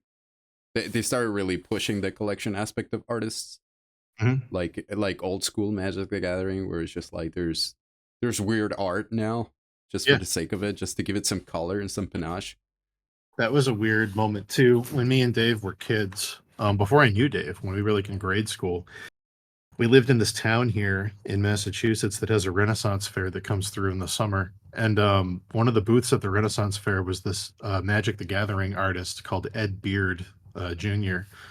And he'd just be painting with oil paints and have all these paintings sitting around and prints. And he did some of the early like Ravenloft artwork for D&D. He did Dragonlance shit. He did like the very early like Arabian Nights, Magic the Gathering cards. And being able to like being a kid who wants to do art, you're like 7 or 8 years old, and there's this like old dude, he's like 60 or 70, with like, and he's got like some costume on because it's a Renaissance fair, but he's painting like Lord Soth raising zombies out of the ground, and he's like, yeah, this is my job. You're like, it's your job. Like being able to meet that guy is pretty fucking sick. It's pretty cool. I still have one of his paintings I got when I was a kid, because I would draw with him. I'd let my family go do the Renaissance fair, and I would sit next to that guy and draw for hours, because I was like, I have to get as close to this as possible because this is crazy. And like, I look back at his like, they're very classical fantasy paintings. Like sometimes the anatomy's broken, sometimes the compositions are wonky. Like it's very like early fantasy aesthetic, but I love that shit. That was so formative when I was a kid, where like it's cheesy, but it's the right kind of cheesy, where it's like you see this on a novel, you're gonna buy the novel cover because you're a 10-year-old kid. It really, and that wizard is exploding a skeleton. You're like, yes, like it had that energy of like, this is all the points are being put into cool and impactful, and we don't care about the it's like, min-maxing the shit out of it. Yeah. Is it cool and impactful immediately? Then we don't, whatever the fundamentals, whatever the light, whatever, just scoot it over here. It's cool and it's impactful. Just I think I do love that nowadays when I see some artists that are just like going balls to the walls with whatever their personality is. Just like do weird colors and more abstract paintings, and that it's just awesome because it adds more variety to the thing. It just starts being kind of like, most of the art I'm doing now is for this client called Meatbun, which are a premium t-shirt company that do licensed third-party stuff for games. And like, we're doing a whole Elden Ring series right now. I did one for last year, which was like the tree and a whole bunch of stone carvings around it. Right. And then we just did one for this year, which is all sorcery themed, that I think comes out in like 2 days. And then there's a third one after that. And then there's another one for when the DLC drops, I'm assuming at the Game Awards. I don't know for sure, but I'm assuming that's when they're going to announce the date for the DLC. We have another shirt. It's not quite done, but I don't know if do you guys play Elden Ring? Yeah. Oh yeah. I'm working on it now. It's got like Rykard the snake guy winding up with like a kind of like a Russian icon emblazoned thing behind him with the sword. Like it's very like traditional Russian aesthetic. All my work for them it's been super fun working for them, because they're kind of like hands off. They're like, what do you think is a cool idea? And then after I put some work into it, they tweak it, but they don't tell me not to do my own ideas, which I haven't really had a client let me have that much free reign before. So it's been very fun. We did a thing for The Witcher 3 that I don't think came out yet, because CD Projekt picked it up off them and they were going to release it, but they've been focusing on Cyberpunk. So I don't know when that's coming out, but I've got a lot of recent paintings that haven't shown up yet, but they should all be dropping fairly soon. But yeah, it's been fun to get back into doing more illustration stuff after taking a little break. You're still doing artwork, right? And you see I yourself still work all the time, doing freelance to companies more than personal commissioners and stuff like that. How is that going? I typically work a 10 to 14 hour day. It's usually around 10 to 12.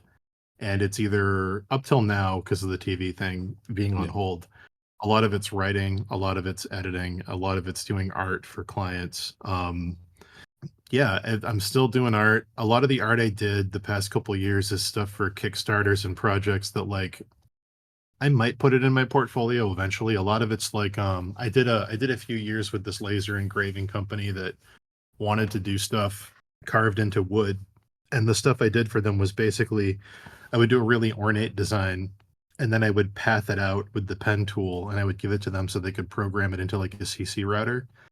So like the designs are there, and I could put them in my portfolio, but a lot of them are just pen tool versions of my designs. It's like it's Yeah. not the most like visually the final result carved into the wood looks really impressive, but Yeah. the work I did on it isn't necessarily something I would put in a portfolio because it's kind of just like render it like Yeah. pen tool stuff.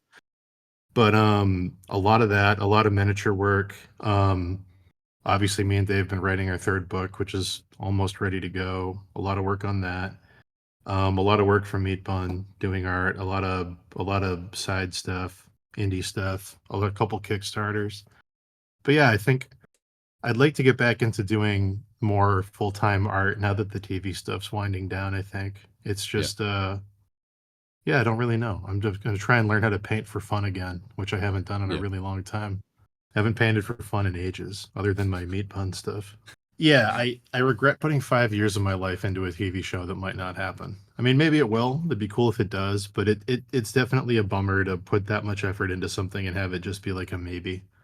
Yeah. And But not only that, it's like you cannot show it, right? no, I can't show it until I Yeah. might be able to if they don't re-up the contract, but that's a maybe too. Yeah. It's also led to other writing gigs. Like we've had meetings about other TV shows and written comics for other companies and stuff. But yeah, there's been other writing jobs, not just the TV thing. But it's definitely weird to put that much time into something and have it just sort of be non-existent. It reminds me a lot of when Kingdoms of Amalur was being made. That I think it was it 98 Studios. I can't remember the name of it. They were in Providence. They did all this work and they had all the like Sean Murray, who's an artist. He did Gateway. He worked on it and he was in Providence at the time, and I was down there and I had a lot of art friends that were at this. I think 38 Studios might have been the name of it. But they did all this work on this game, Kingdoms of Amalur, that was going to be like the World of Warcraft killer. They were like dumping money into it, like They tons of all design say work. that. Yeah.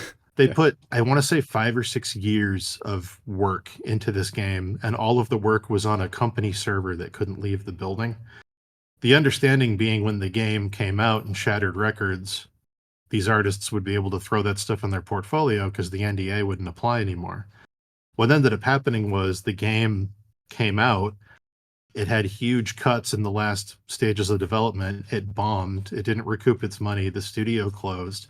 And when Sean went to work one morning, there were chains on the doors. And he said, I have to go get my computer. All my art's on that computer. And they said, that computer's a company asset. We're auctioning it off. You don't own any of that. So all the work that they had done was on a server that's been vaulted, that was sold off to some other company, and they don't have anything to show for that 5 or 6 years of development. They have none of the computer work, they have none of the sketches, they have none of the renderings, they can't put any of it in their portfolio. It just literally got auctioned off to the highest bidder one day to try and recoup the costs of the game failing. And it's that same feeling of like you work on something for a super long time and you don't really have anything outward to show for it.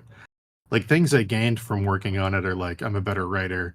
Yeah. Networking, obviously you meet people. It's opened up opportunities for other writing gigs, but like to not have that core thing you thought you were going to be able to put out it definitely feels a certain way.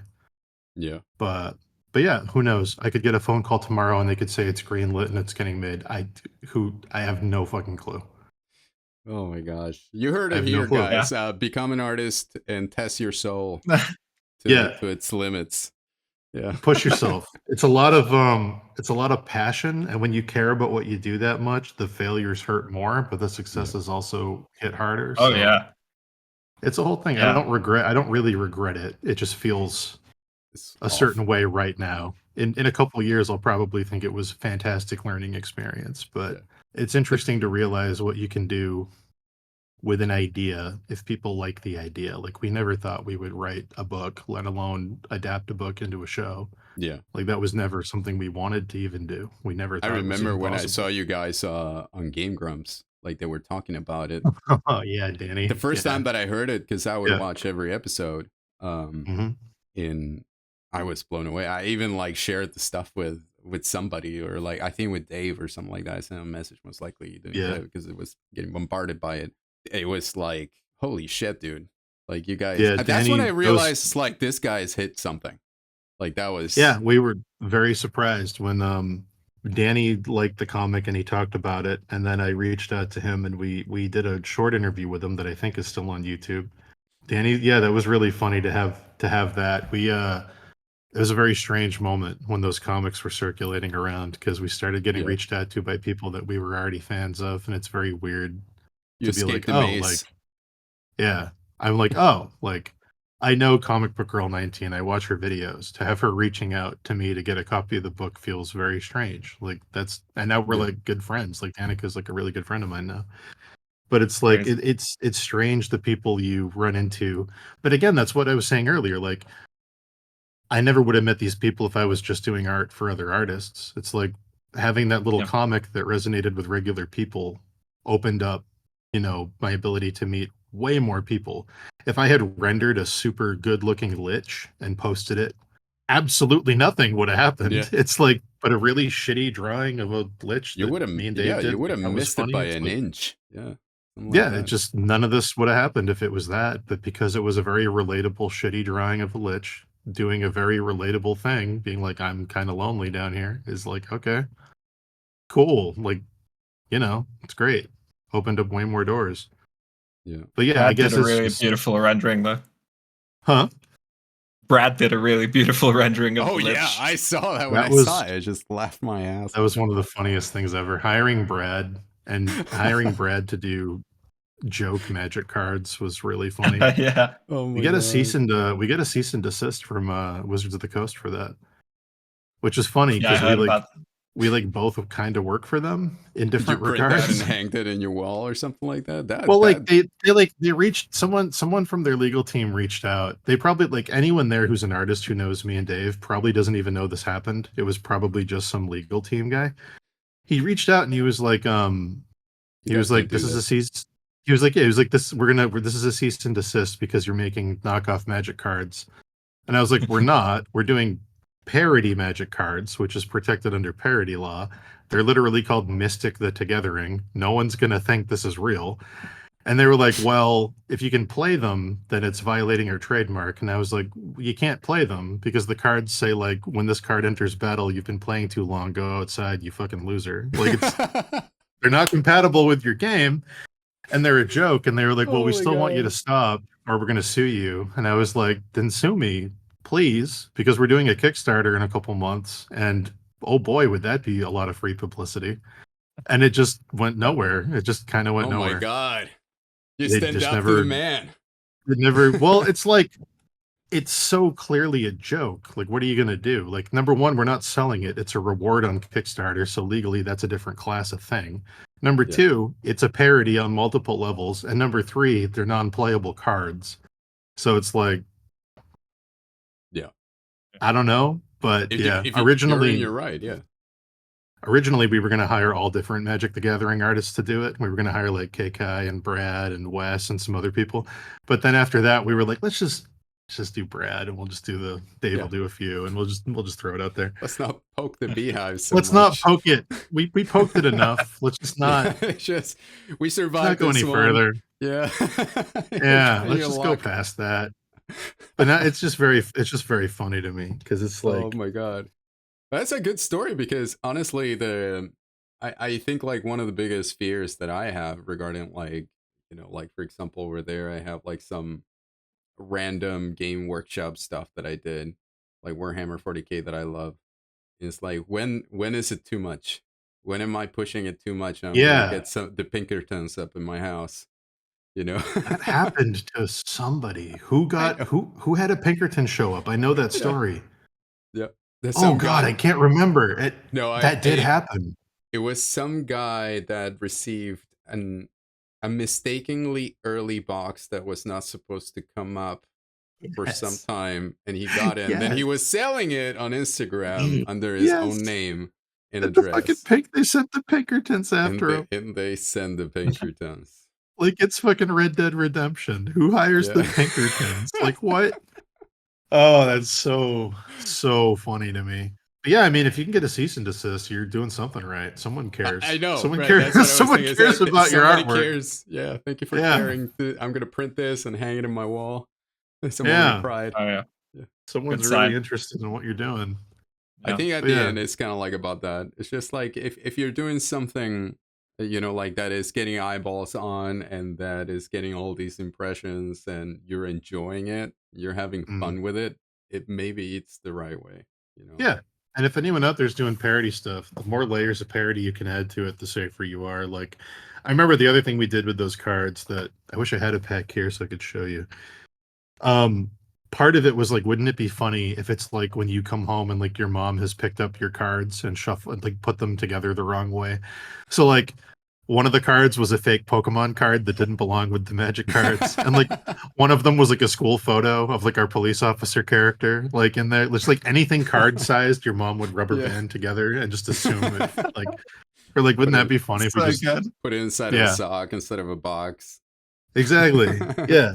So it's like, we can go to court. It's gonna be hilarious if we do. Like, I don't know. Like, Yeah. I'm down. As I'm long as not you like, let me stream it and put it on TikTok. yeah, like as long as I get to use this for publicity. But Yeah, it's all content nowadays. that shit's so funny. Yeah. But yeah, I mean, I don't know. There's such a weird legal gray area because so many companies encourage you to do fan art and encourage you to do third party stuff because they understand it brings more eyes to their IP. But then there's a couple of weird ones. A lot of them do, yeah. A lot of companies are like, well, that's why the Twitch thing, technically on Twitch, streaming a video game is violating their terms of service. Technically, they could shut down all Twitch streamers because you're giving a product away for free. But they don't do it because they've done studies on it and they realize that allowing people to do that means more sales. Yeah. Like more people are playing Baldur's Gate 3 because they're watching streams of Baldur's Gate 3. Who would have thought? Yeah. And then the same thing happens with art. Like a lot of companies won't shut down like Etsy shops selling fan art because it spreads goodwill around the community of like, we all love this thing. It gets more eyes on it. But then one or two companies, you get a Nintendo or you get a you get a Nintendo or you get a Hasbro and they're just Games a little Workshop. like little Games Workshop. I've heard they're a little litigious, little white wolf, it's occasionally you get one that's just like, hey, party's over, guys, let's cool it.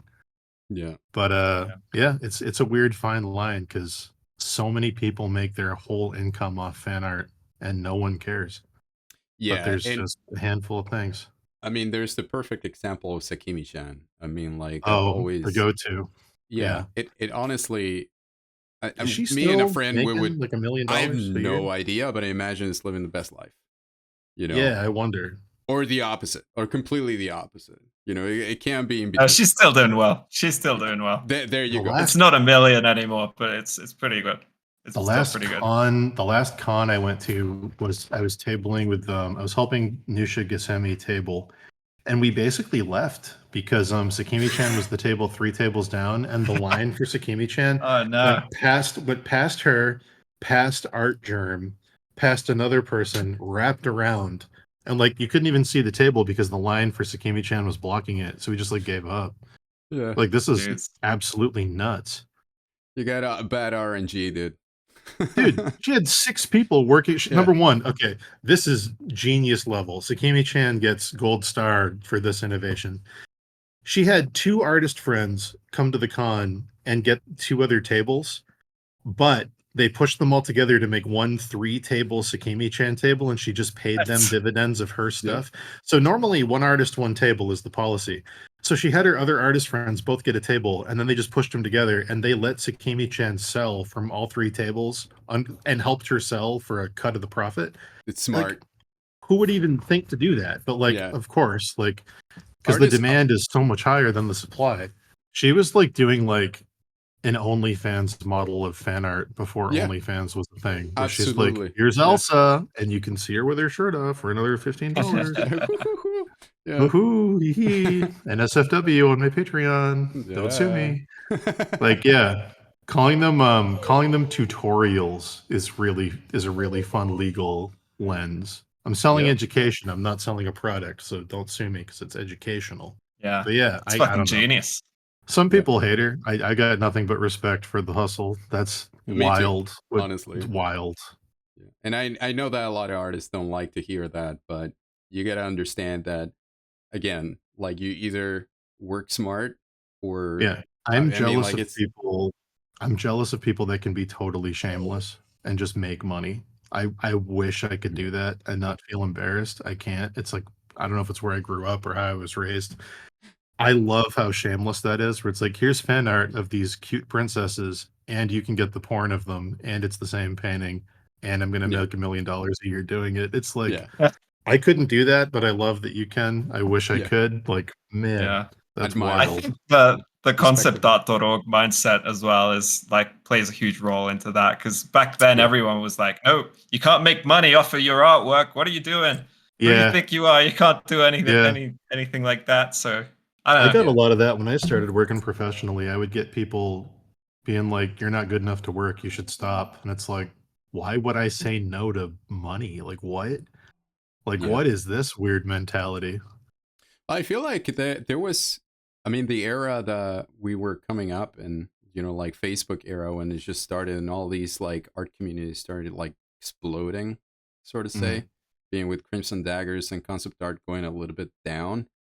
There was this clusterfuck of opinions of Mm, like, what is the right way to do art? mhm. And the more likes you get on that, the more right you are, sort of say till this day, like everybody has kind of like a populist opinion about like what to do and what not. But I feel like it must have been like, mu- I wonder if it was like kind of like odd for you that you were just like overseeing Crimson Daggers and at the same time seeing like, like kind of like this popular opinion like about something that maybe is not that correct become like Right. stratified, like this is now in stone. The Yeah. prophet has spoken and we just like chisel it into the stone. Thou shall I not. mean, I'll be totally real with you. I was guilty of that too at one point. There was a point in time when I was like, you should never trace. And I would tell everybody this is like the unforgivable thing. Like, do not do it. It'll fuck you over. It's unethical, blah, blah, blah, blah, blah. I was wrong. It's bullshit. People do it all the time. Like it's like I don't know why at the time it's weird. You find these weird sort of straw men you set up for yourself and like you feel good hitting Yeah, them down. You're like, yeah, I'm making things better. I'm like, I found a good target. Yeah, it's just weird the things people choose to fight against, whether it's like you shouldn't charge for money. I remember the other thing, the reason Crimson Daggers was free is like you shouldn't charge for education. That's like when Gumroad came out, a bunch of people were mad. They were like, you shouldn't charge for tutorials. You shouldn't charge for portfolio reviews. You shouldn't charge for education. yeah. That's unethical. Then there was like doing the porn stuff, like Sakimi-chan. A lot of people had opinions about that. Oh yeah. Then there was like doing anything that was even furry adjacent, even if it was like animal, like pandas and Anything that WoW, had like even hair like on it. even just animal characters, people had a whole thing about. Um, yeah, there were so many weird little things people got super upset about. Yeah. It And it then is the obviously competition aspect of it. It's just so photo hard at the bashing beginning. was a Yeah. huge one. People were Oh like, Yeah. yeah. that was like massively, and now it's AI, and it's like it's weird In that there's always something. in Latin America, it was Photoshop. Like shit, Yeah. Like I committed the mistake of starting my own group. Now I remember. I wish that stayed that way. Forgotten. Mm, But in Facebook, and it was all mostly people from Chile, if not all of them. mhm, And it ended up being like 400 people or something like that at some point. And it the opinion was like almost like the consensus, like if you're almost using Photoshop, you're kind of like like cheating too. And mhm. there's that pride of like old school pride of like if I can grind the colors from my backyard with egg, Right. I'm actually doing it right. Yeah, it's all cope. It's all people coping with their own It's insecurities about copium. their work. They're like, "It's copium. It's 100% Yeah. copium." It's like, "Well, I'm a real artist. I don't use Photoshop." And then you're like, "Well, I'm a real Yeah. artist. I use acrylic paint, not oil paint." And Yeah. then like, "Well, I'm a real artist. I do watercolor. That's way more Oh shit. unforgiving than your Yeah. acrylic and oil paint." Is "Well, that I'm a Bob real artist Sponge meme because of the trainer yeah, I just guys? do pure pencil." And it's like, Jesus, like there's a Uh, place for all of it. Like, obviously, I relate to that because when I went to college, they were like, "You can't use a computer to do art. You can't use Photoshop. You can't yeah. use tablets." Like, they were of that weird prejudice too. But like, there's really like there's no wrong way to, as long as you're not actually stealing, there's no really wrong way to do it. It's just people, I think people, it's very easy to get mad at other people's success when you put so much of yourself into what you do.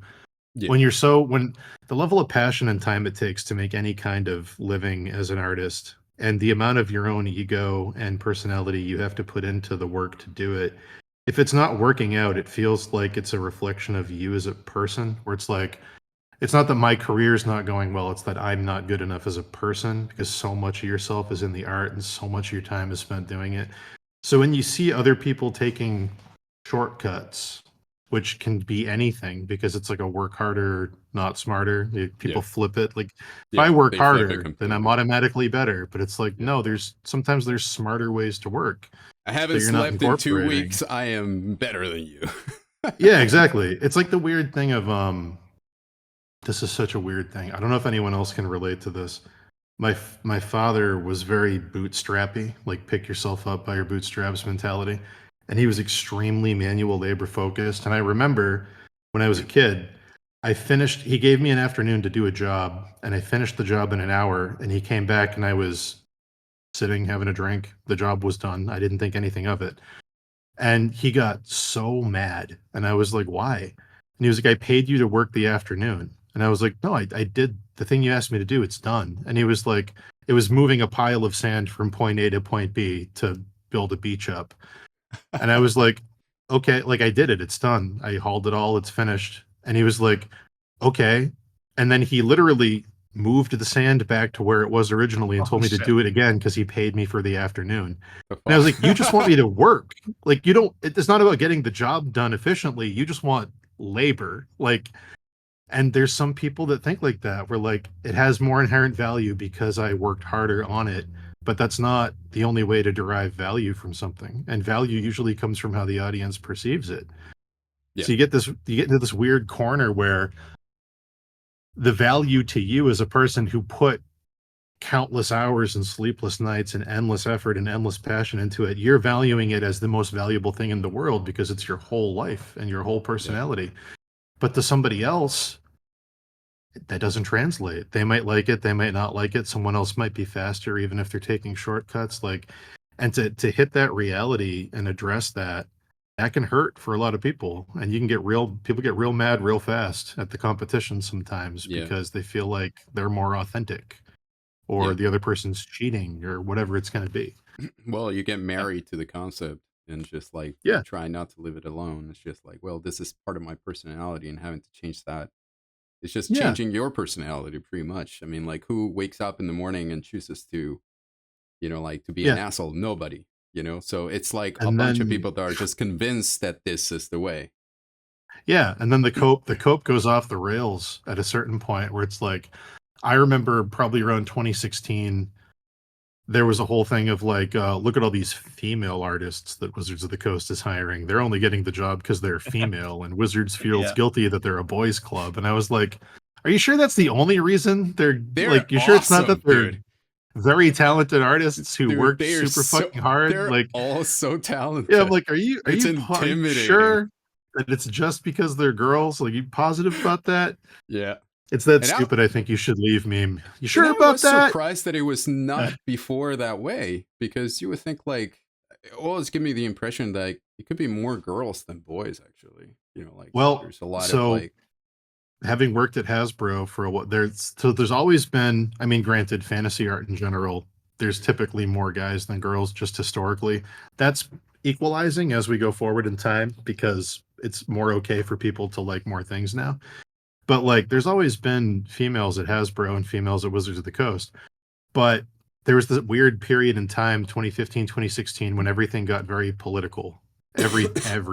Everything, not just art, not just movies, everything did. And it just, for some reason, they just cherry picked that. And they were like, I'm not getting a job at Wizards of the Coast, but all these people are. And it's only because I'm a guy. And it's like, no, that's not why. That's not why, but it was so easy for them to connect those two dots and go, that explains my whole life. And it's like, no, that's not what that is, dude. Like, you gotta, like, look at all the guys working there. There's so many. Like, what are you talking about? Like, endless dudes. But yeah, Absolutely. people find cope in strange places.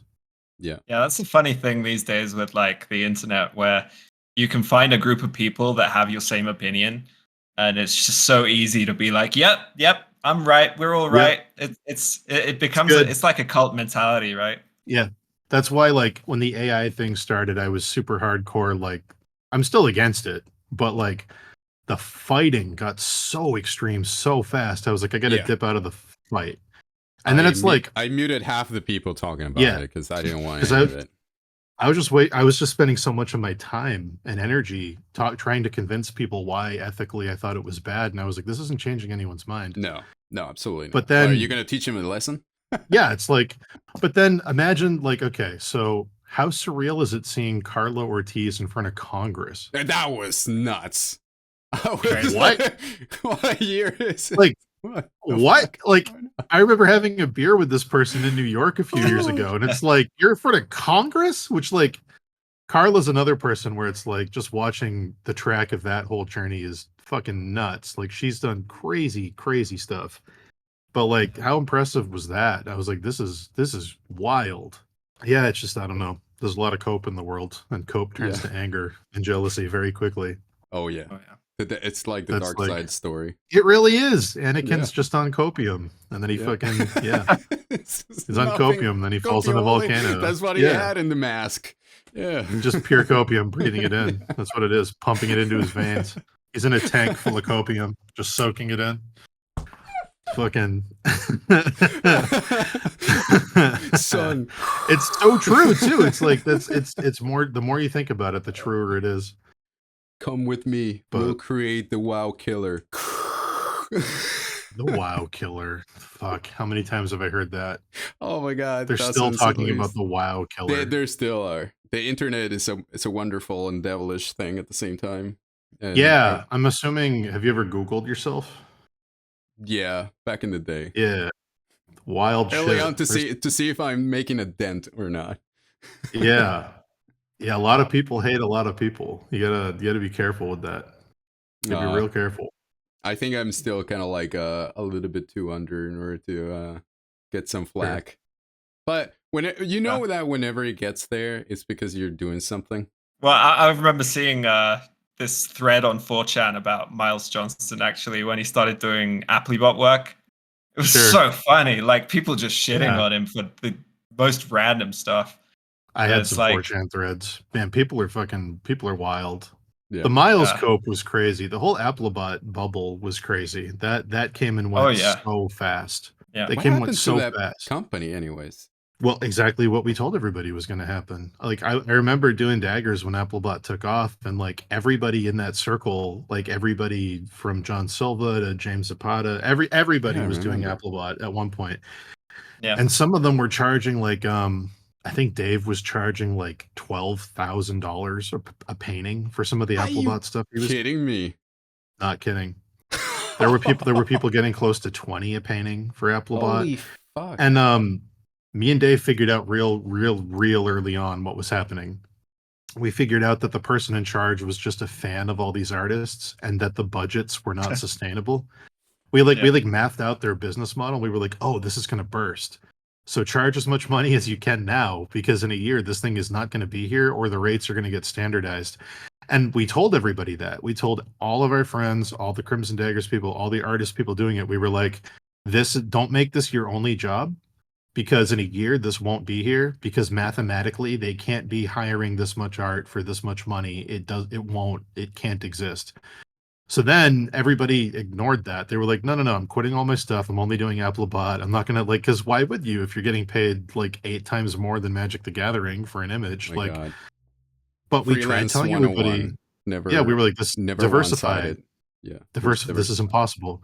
So then the guy in charge, who I think was their VP, who was hiring all the art, about 6 to 8 months into that bubble, he got fired and replaced by somebody who came in to look at their books. And when he came in, he was like, oh, we've wasted over like $250,000 on art. And then he standardized the rates, and it was like 800 to 1,000 an image flat. That's it. No negotiation. And he fired half the people doing it. And it was that whole Good. thing crashed immediately. And I remember having calls with people, I'm not going to name any names because it fucking sucked for them, where they were like, I just bought a house with the understanding that I would be continually making the money I made from Applebot. And I was like, we told you not to do this. We all told you not, like, we told you this was going to go away. But people had bought mortgages, people had moved to other countries. No. A couple people got married thinking they could afford to start a family. And then, like, 3 months into like a mortgage, buying a fucking house, your fucking income stream disappears. Like, some wild shit happened to people because that was just like a gold rush. Oh my That whole, god. man, that Applebot thing fucked over so many people. That was such a weird bubble. Yeah, it was crazy.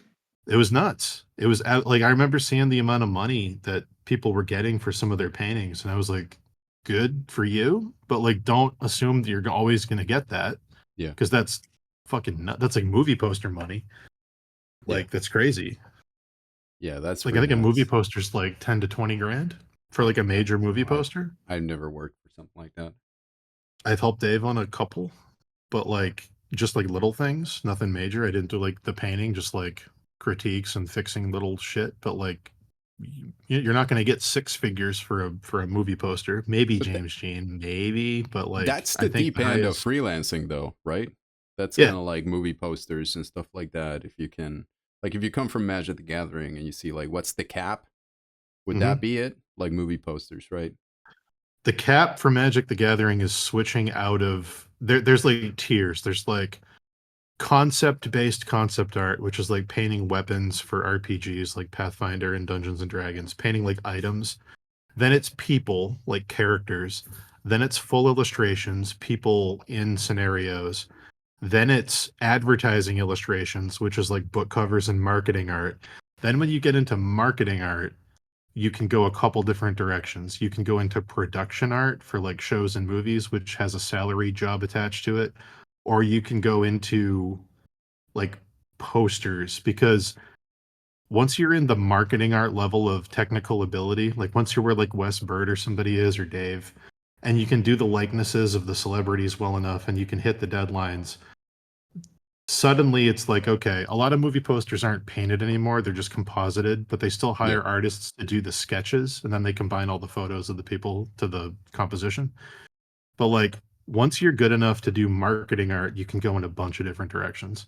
You can just do straight marketing, you can do pre-production for movies, you can do advertising, you can do movie posters. Oh, I wow. would say the highest paying stuff in the world right now, like, I'm assuming this is totally pulled out of my ass, but knowing that an average movie poster that's painted goes anywhere from 10 to 100 grand, average being between 10 and 50, it's not like crazy money. But if you're James Jean or somebody like that, and Guillermo del Toro comes to you and says, I want to do a poster for The Shape of Water or Everything Everywhere All at Once, because he did both of those, or Pinocchio. Let's say his Everything Everywhere All at Once poster. Let's say they paid him, I don't know, 50 grand to do it, or 100 grand. I really have no idea what he would have been paid for that commission. It doesn't really matter, because he can take the painting he did for it and sell that original for $1 million after. Yeah, It's like, that's the idea of and additional then, work. yeah, and then he sells prints, and like, I got that print, and I think there was 2,000 in that edition. So then it's like he's selling them for $500. Multiply that by 2,000. He's making astronomical money off that one image because it's so recognizable, because it's the movie poster for a really successful movie. So like, if you can get to that level of technical ability, it's really up to you how much money you want to make at that point, because you can go in that direction and like really market the shit out of it. Or you can take a salary, because like James Jean doesn't have healthcare. Like, he's a Yeah, freelancer. He's the most successful freelancer in the world, but he's a Right. freelancer. that's the Or thing. you can go studio route. You can be like, I want 300,000 a year to be an art director at some AAA place with a nice bone pack of, bonuses and benefits and things like that. And it really comes down to what you want your lifestyle to be. Do you want something more reliable, comfortable, steady, predictable? with some safety nets, or do you want high risk, high reward, freelance, sky's the limit on income, but you know, there's pitfalls too. Yeah, the common denominator for all that stuff is just technical ability and being able to hit deadlines. Because if you're good enough for Magic the Being Gathering, fast. yeah, if you're good enough for Magic the Gathering with a little more work than you've already put in to get there, you could do stuff like that within a couple of years of really focusing if you want to. Because the hard part's going from 0 to 7. Going from 7 to 10 is hard, but it's not necessarily as hard as 0 to 7. It's a different type of grind. It's just more Absolutely smart. You have to really figure out you have to really figure out your weaknesses. The most important thing is likeness. Like if you're going to do stuff like that, you have to be able to, here's the celebrity and everybody knows who I'm painting. Yeah. Like you have to nail that, and you have to have good composition chops, because those are the two things. It's just, who's this person? They're the star of the movie. And a lot of them have to sign off on it. Like I know when Dave was doing Logan, he turned in the final, what he thought was the final, and Hugh Jackman's response was, "It looks like I'm taking a shit." And that was so fucking funny to us because he's doing his Wolverine. Like it was like, oh, he does look like he's taking a shit. Okay. So then you have to fix it. But like a lot of the people in the movie have to sign off on your art too. And it's a whole other level of critique you wouldn't normally get. But so you get the assistant of the assistant director calling you, or just like sending you messages, and it's like now it becomes a group chat about your artwork. Yeah. And then all kinds of weird accidents happen too. Like somebody working at Hasbro when I was doing Transformers, they were doing the pterodactyl robot, and they didn't know what kind of personality they wanted it to have, so they were doing a different layer for each head. Like here's an angry one, here's a sad one, here's a happy one. And they had left their computer. I think this was Wes. I can't remember if it was Wes. They left their computer, and two of the layers were on at the same time accidentally. And I think it was either Steven Spielberg or Steven Spielberg's assistant, one of the producers of the movie, walked by and was like, "That's a great idea. It can have two heads and they can fight with each other, and it'll be really fun for we can sell toys of that. The kids will love it." That was never supposed to be a thing in the movie ever. It was just an accident because somebody didn't turn a layer off. And it's like, if you show a client the wrong thing accidentally, they might love it, and then you're fucked. You just have to do that thing that what you're seeing and what they see might not be the same thing, and they might love something you hate. It's a fun time. Is that something that you would go for in the future, like doing marketing illustration too, or you don't think that's fair? Yeah, I think my highest ideal right now would be to get in somewhere like Mondo and do like variant movie posters. I think that would be the most fun for me. Doing like official stuff, I'm probably not technically at that place yet. I'd probably have to pump out some portrait work, but I think I could definitely do.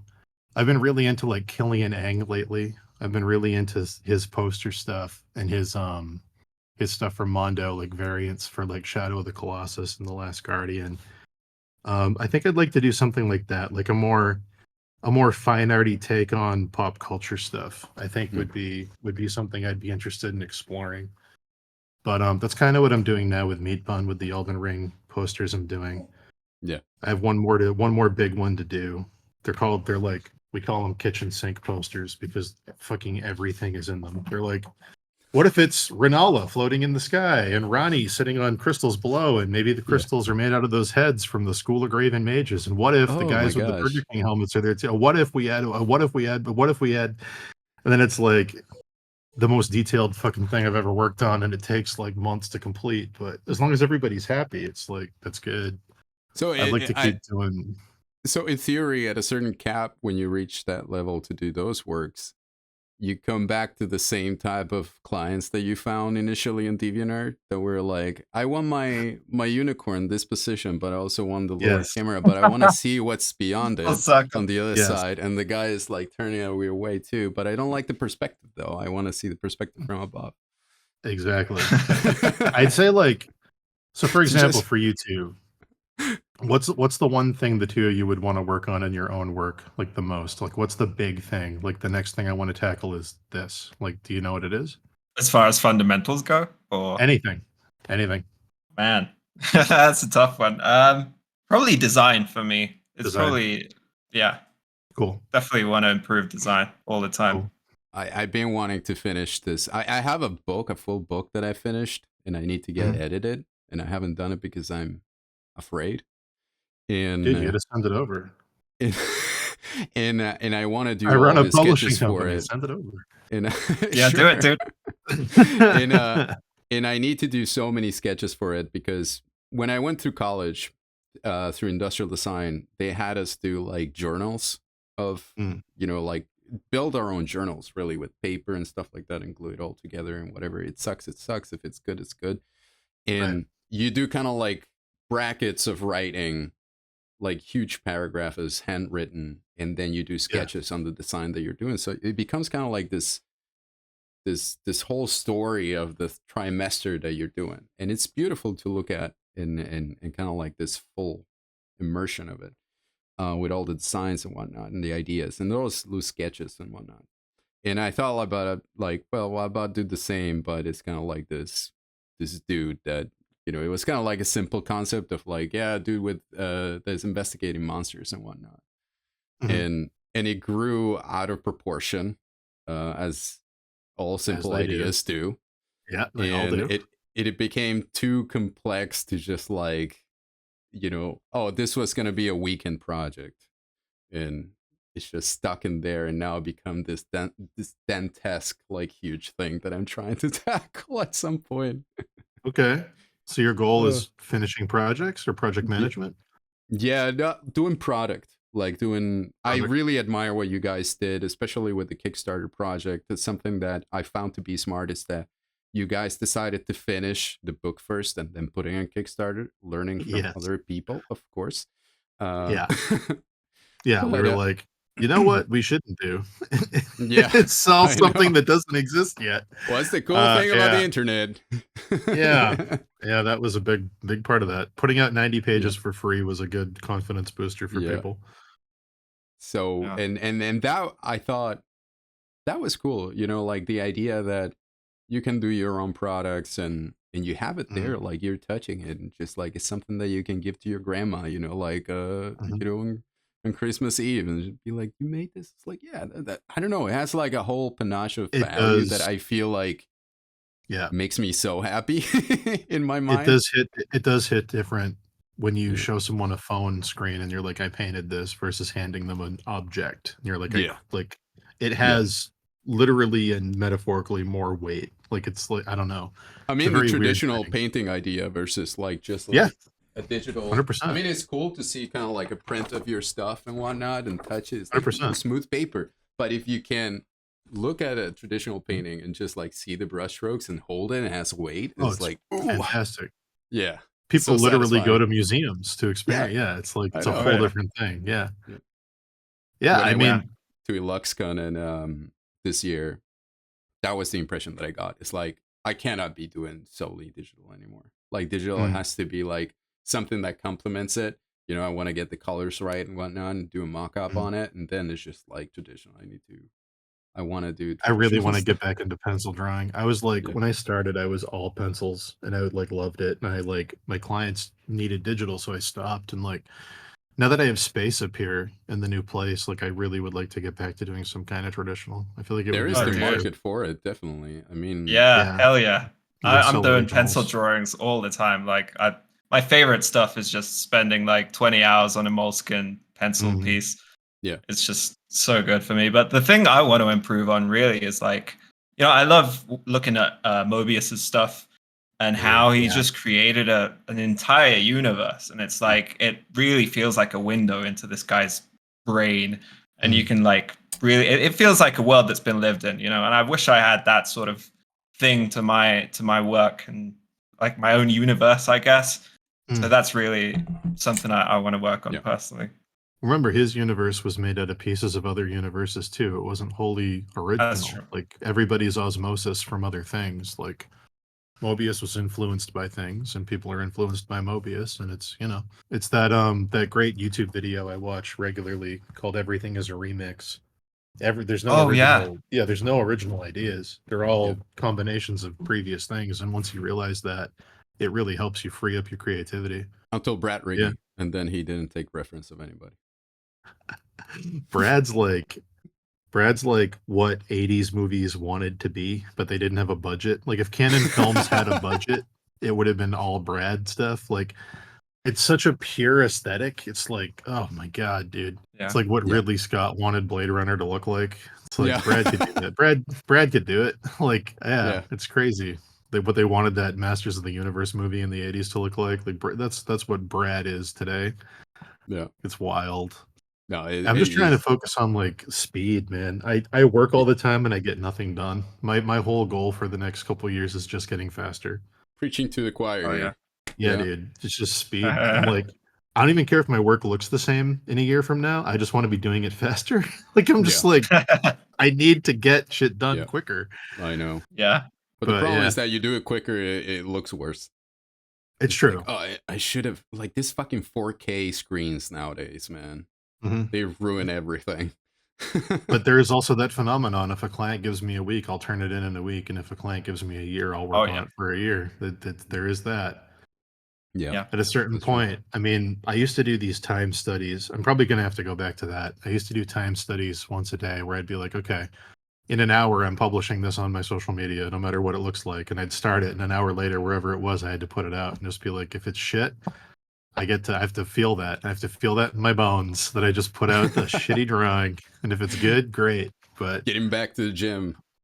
It's true. I got to get back to the art gym because it's been a fun little break, but it's like, I don't know. It's like, what am I gonna do? Like I'm still doing art. It's like I'm just not posting. Yeah, but I've been joking about it the last few days, but yeah, I put like I don't know, like a zombie last time, and it was like, yeah, this is a 2-minute sketch while I was just taking a shit and I don't know, picking somebody from firefighting and stuff like that. It's just like, you know, like all those ridiculous aspects that you used to see back in the day in the forums. Oh, like yeah. The troll posts on forums are like 5 minutes, no reference. Yeah, it's like a fucking Renaissance painting. Sketch. Yeah, it's like, what the fuck do you do? It's like, and you try to nitpick it. It's like, do you actually photo bash this son of a bitch? So fucking funny. It was it was the no ref with the time it took. That was the first meme. No ref time. Yeah. And then it was the art tip memes where you'd post your art tip, do this, pro tip, do this. Yeah. It was like 365 no scope. It's literally that. It's the art. Yeah, no ref is literally the art version of no scope. Yeah. No scope. It's so funny when they do the casual posts. Sketched earlier today. People that would put their age on the drawing. But it worked, man. People went nuts for it, and lots of guys like me that were impressionable back in the day. They were like, "Oh, so that's the way that we did it." So it bastardizes the entire growth of like a whole generation that thought like, "This is the way." It's like, no, this is not meant to be realistic. Stop. The problem with selling we're all like shooting ourselves up to like a street that was going nowhere.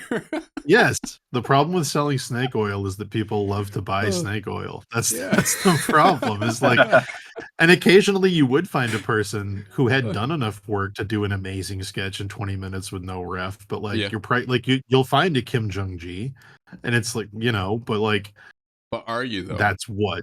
You're focusing on the end of a journey, and it's like you're not focusing on all the work it took to get there. You're like you're feeling bad that you can't do it, but it's like you can't do it because you didn't spend 20 years doing what that guy did for 20 years. Like that's why. It's not a reflection on your worth. It's a reflection on how much work that guy put in to get there. Man, what a legend! I feel so bad about Kim. I know. Yeah, that guy. Craziness. Yeah. That guy will go down in history. It's one of the best. Yeah, that's like a once in a generation type of ability. Artist, definitely. Yeah. That's just craziness. Absolutely craziness. I see him like in 50 years from now, like being mentioned and stuff like that. Yeah, I hope so, man. I could see that.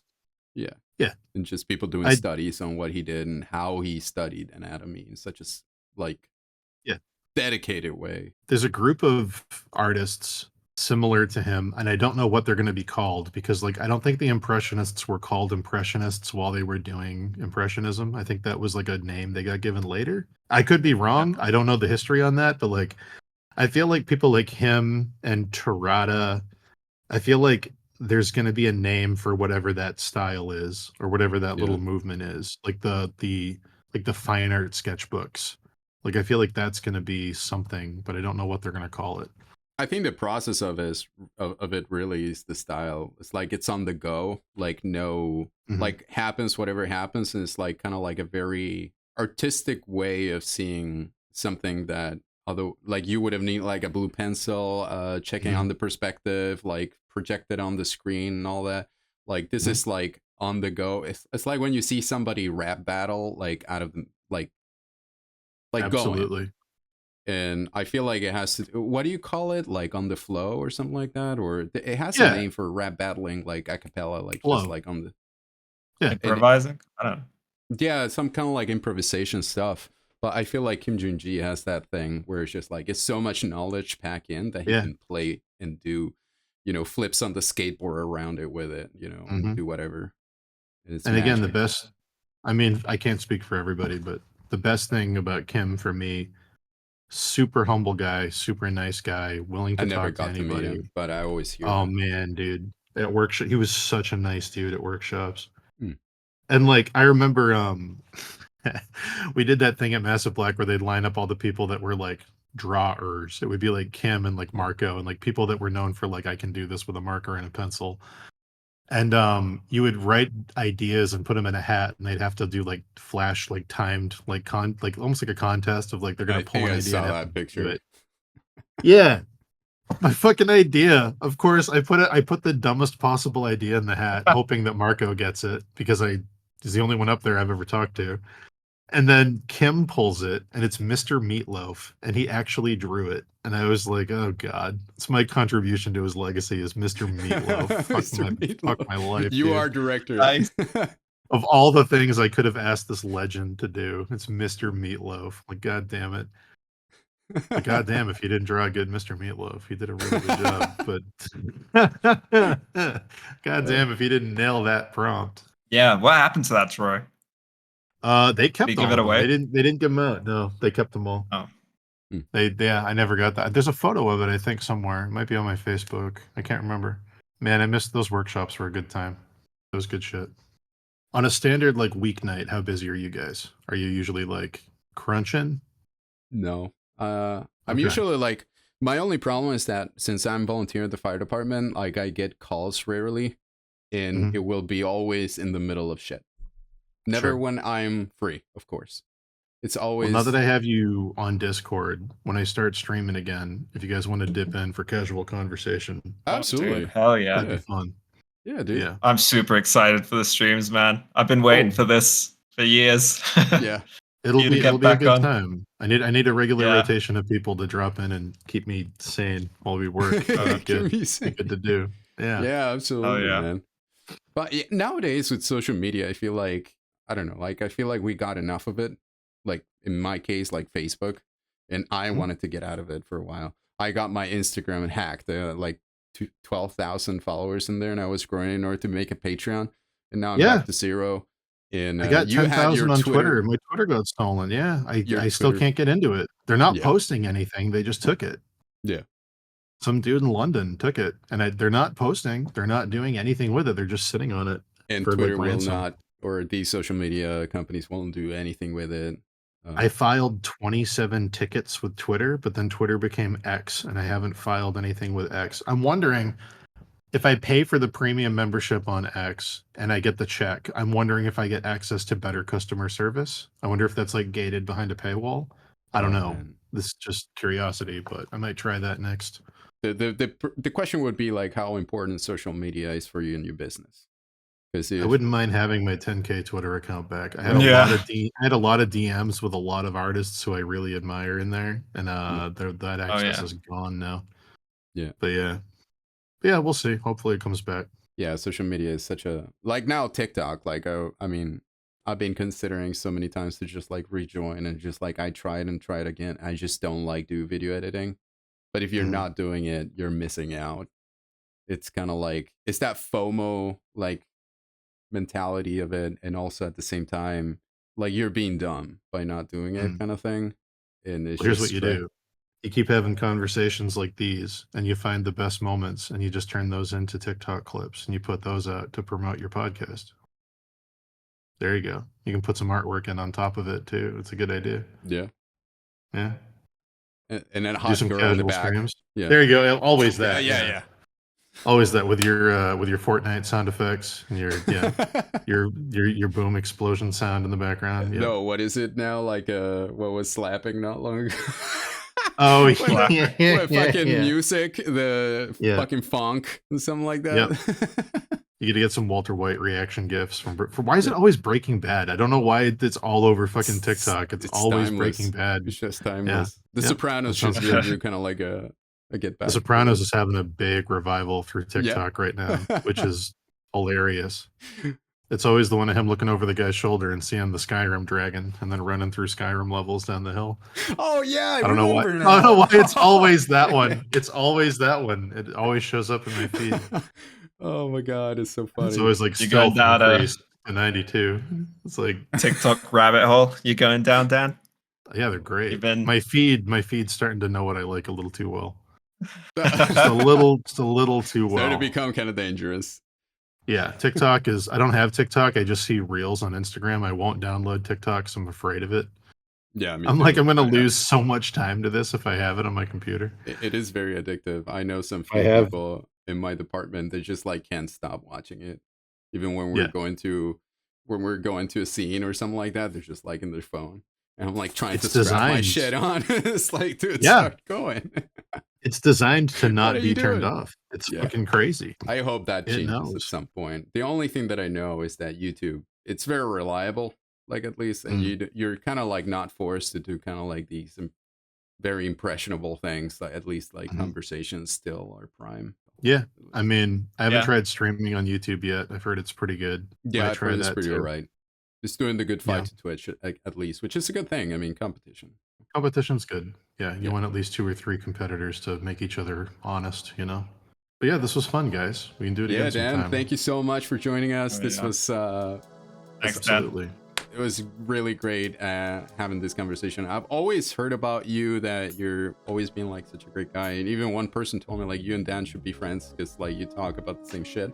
And I'm like, yeah, well, present me to it and then just walk away. Yeah, man, absolutely. But yeah, now this happened, and like, I don't know, it's just like the most normal thing, but I felt like I was gonna be like super starstruck and just like be like, I can't, senpai, and just like some shit like that. But I remember sending you messages on DeviantArt and asking you, like, you were one of the first people to actually review my profile. I'll tell you. Oh, really? Yeah. The first that's cool. I had that's awesome. I know, I've seen Carbon made, and you told me a couple things about it, and I was like, that's very on point. I've seen your name around for so long, both of you guys. I've seen your names around. I know you guys. I can't remember. People ask me to review portfolios like every day, and I try to respond. There's so to many people. I mean, you can't. I try to respond to everyone because like I've been that person where like you just need someone else to look at it. But like that's really cool. Yeah, I'm glad you stuck with it, man. Yeah, absolutely, and thank you so much for the interview and your time. And yeah, of course. You got a. I'll have you guys on whenever the beautiful house. Unless you're showing us only the good side of it. It's coming. Let me see if I can. I can't. Wow. I was going to show you the ceiling. I can't do the ceiling though. It's not going to work. That's awesome. Someday we'll do a house tour. We'll do a phone stream. It'll be good. Walk around. That'd be awesome. But yeah, I'll have you guys on sometime. We can chat while we lose our minds painting goblins. It'll be good. Absolutely. Yeah. That'll be my pleasure. That'd be great. All right, guys. We'll have a great night. You too. All right. Have a great you too, night. Dad. Nice talking to you.